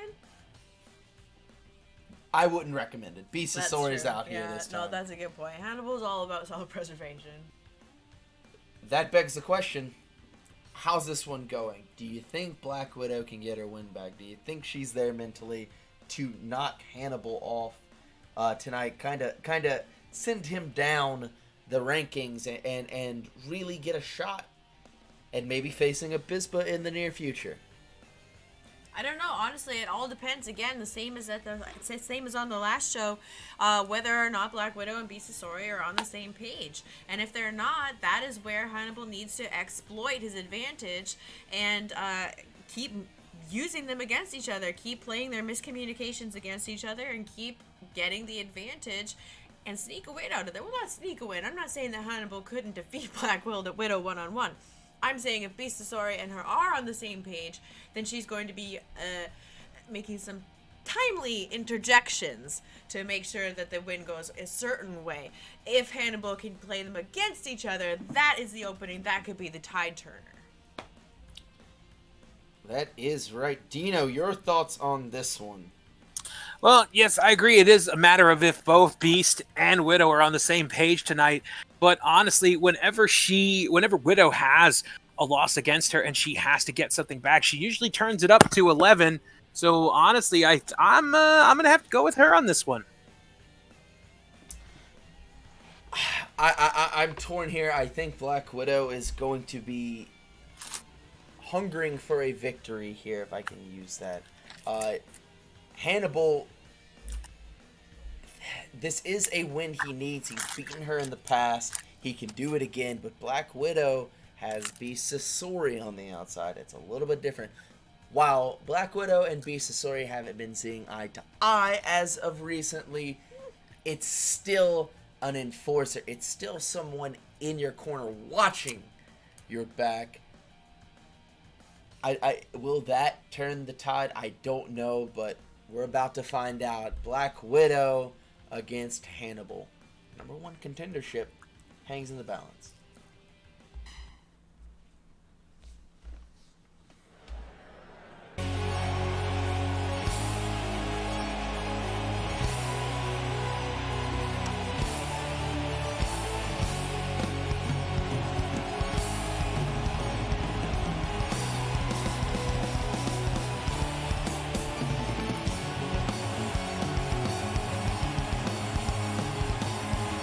Yeah.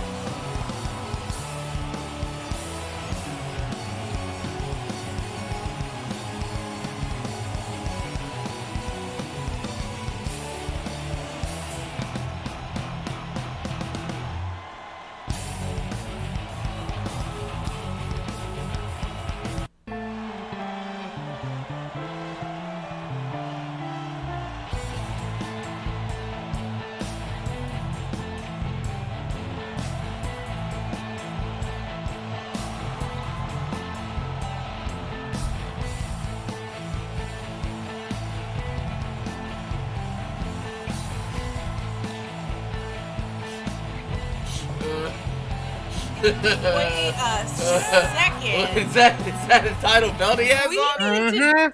Do we need to do a mental health check on our junior heavyweight division? Why was he wearing a belt? Is that title cursed? I think it is. Does everyone who loses it go insane? I'm is a not pretty belt. sure It what is a pretty I'm belt. seeing here.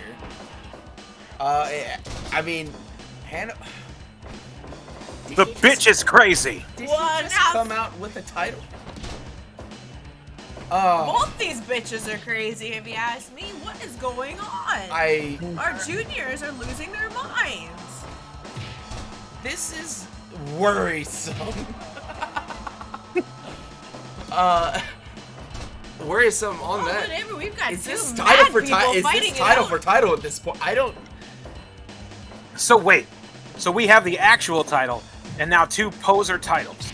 Looks like, yeah. Looks That's 3 belts. Jesus Christ. looks like it. Let's see a double 6 belts. Into the corner, Beast Sasori watching on the outside. Oh my God! Straight jacket. She just lifted him off with the greatest of ease on that bridge. It was wonderful. She has a great way of popping her hips and getting underneath competitors to just shoot them over in those suplexes. One of the best at it in professional wrestling, period. Exactly. She earns that imaginary title. Well, I mean, there's a second one in. There's a second one in play here. I don't. What the fuck is going on here? The DDT there. Scraping her off the bottom of his boot. Some That's kind it, of that's- brainwashing, some sort of mind control. I don't know what it is, but these two refuse to believe that they ever lost the title. 5 minutes gone. And now I'm kind of worried about What? Abispa. But could Hannibal be fucking with the mind of Black Widow? Could he walk down here with the title? Because you know she knows who the real junior heavyweight champion is. That beautiful dropkick just applied right there. Do you think On he a wore tight. No, only for a 1 count. Do you think Didn't that even he get wore- the whole name of the pin out? Did he wear a belt out here to strictly get her off of her game? If he did, that is next level mind games. Will it Not pay even- off though? Hopefully, I mean, I hope that's the case, that it is a mind game. Otherwise, yeah, it's definitely something to worry about. If that is the case, Hannibal is a lot more dangerous and cerebral than I ever gave him Yeah. credit for. This And kind of intrigued by it. It If would- that's not the case, Hannibal's has lost his mind. Hannibal's lost his damn mind, and I'm kind of intrigued by that too. I'm not gonna lie to you. Back suplex, then following up with a head scissors here. Slide through, beautiful spin wheel kick.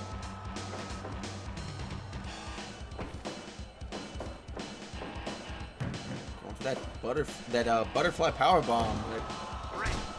Jaguar driver.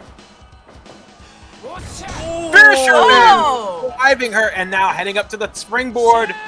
Oh, and just Missing that moves wheel out of kick, the but way. he's taking the opportunity. Splash! Her legs were clearly underneath that bottom rope, just bad ring positioning. And that's Oh the- no! Oh! Burning To the star lower press. body.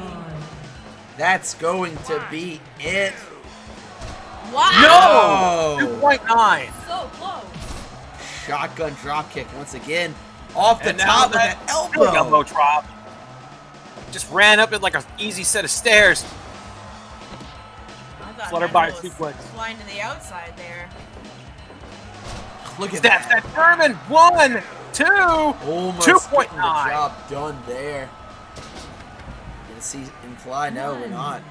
2, 3.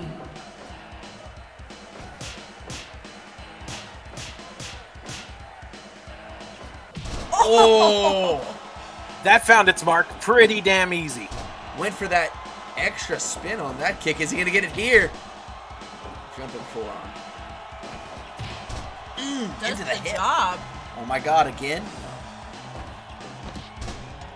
Pin! Oh, catch Oh, no, the he's 1, got it up! 2. Oh. And you know that anytime she gets into a predicament like that, she is thinking to herself, no, no, no. Because another 100%. embarrassing loss. Another embarrassing loss. I mean, shit. How many belts do you think she could carry? Oh my god. She can go for that moonsault, opting not to. Going for that splash again. Oh, as you see that it was, she knew it was Oh, too right into close the to ropes. buckles. Did you see his head bounce off that rope legend? It's on her feet. So again, this time with the bottom rope. Could be going for that splash, or in your case, Drew, splash, splash. Splash, splash. Uh-oh. 450 to the 450. back. Is he gonna get the pin here? He's going for it. 1, 2, 3. Wow. Oh my god.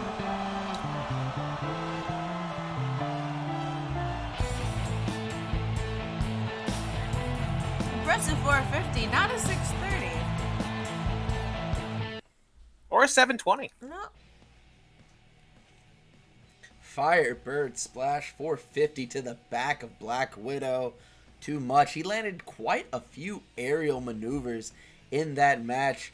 Bisasori choosing to stay out of it this time. We've seen her get involved and it backfired. Choosing to stick to that apron. And I'm wondering if she saw the replica of Hannibal's title and thought, you know what, that's just one too many crazy people that I want to deal with in this here match.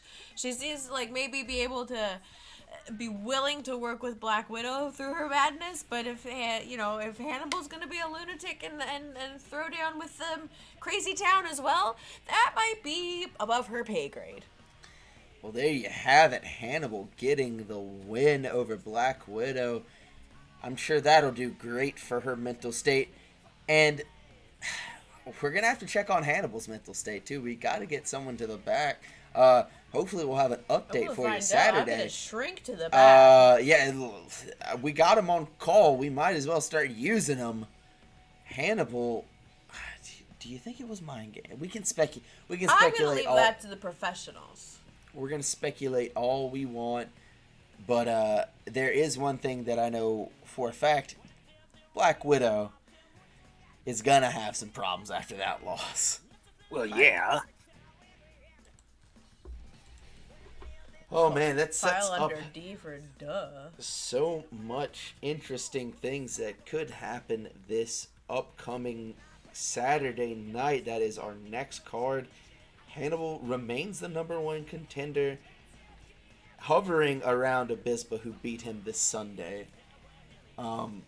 Black Widow just not there yet. Maybe one day she can get there. She's got Black Ninja on her heels. We'll see what comes of that next week. We'll also, hopefully Saturday, we will understand a little bit more what's going on with Brakowski. Unfortunate event that happened this past Sunday. Hopefully we can get some insight. Hopefully hopefully there's a witness. Hopefully there's somebody that saw what the hell went down after that match. At working title with the debuting Joe Bruiser, as if having to fight Joe Bruiser. I use that term, not wrestle. Fight Joe Bruiser wasn't enough. Hopefully we'll have some information this Saturday.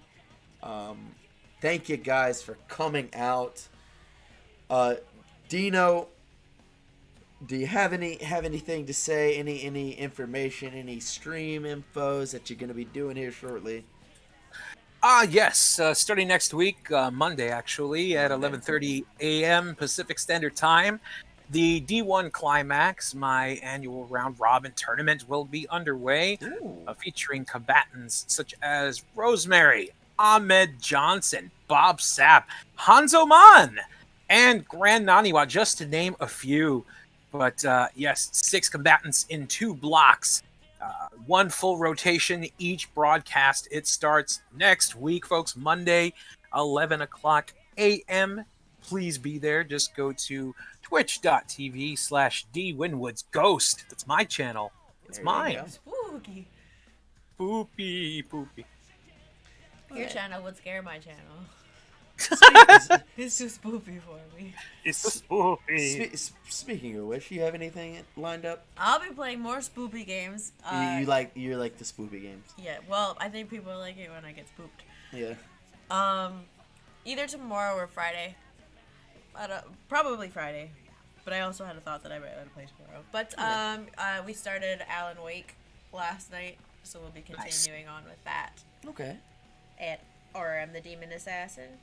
There you go. Because Rosemary's more over than me, so I use her name for the channel. That's very fair. Rosemary's I use her for my over. channel too. She's very over. Thank you guys for coming out. By the way, Jeremy with another 100 bits saying, more for such an amazing episode of W3. Thank you, Jeremy. This one was a wild one. Midnight Pirate again with 100 said, stay safe, everyone. Please do so. Take the man's It's raining advice. bits tonight. Yeah, right? Y'all are awesome. It's also raining blood. There was a lot of blood tonight.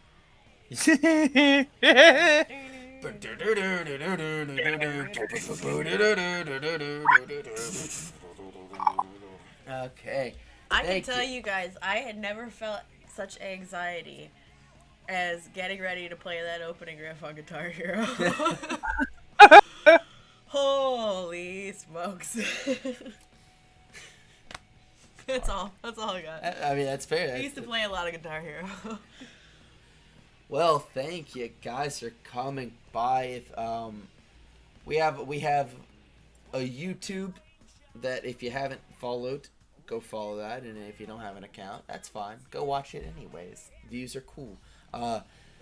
We have a Brakowski tribute video set up by one living legend.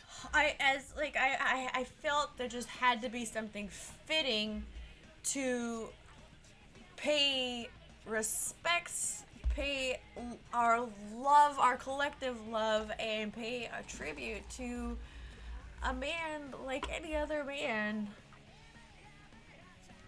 This our brick. You would. I just want him to get better. I actually heard you say, a man, what a mighty good man, what a man.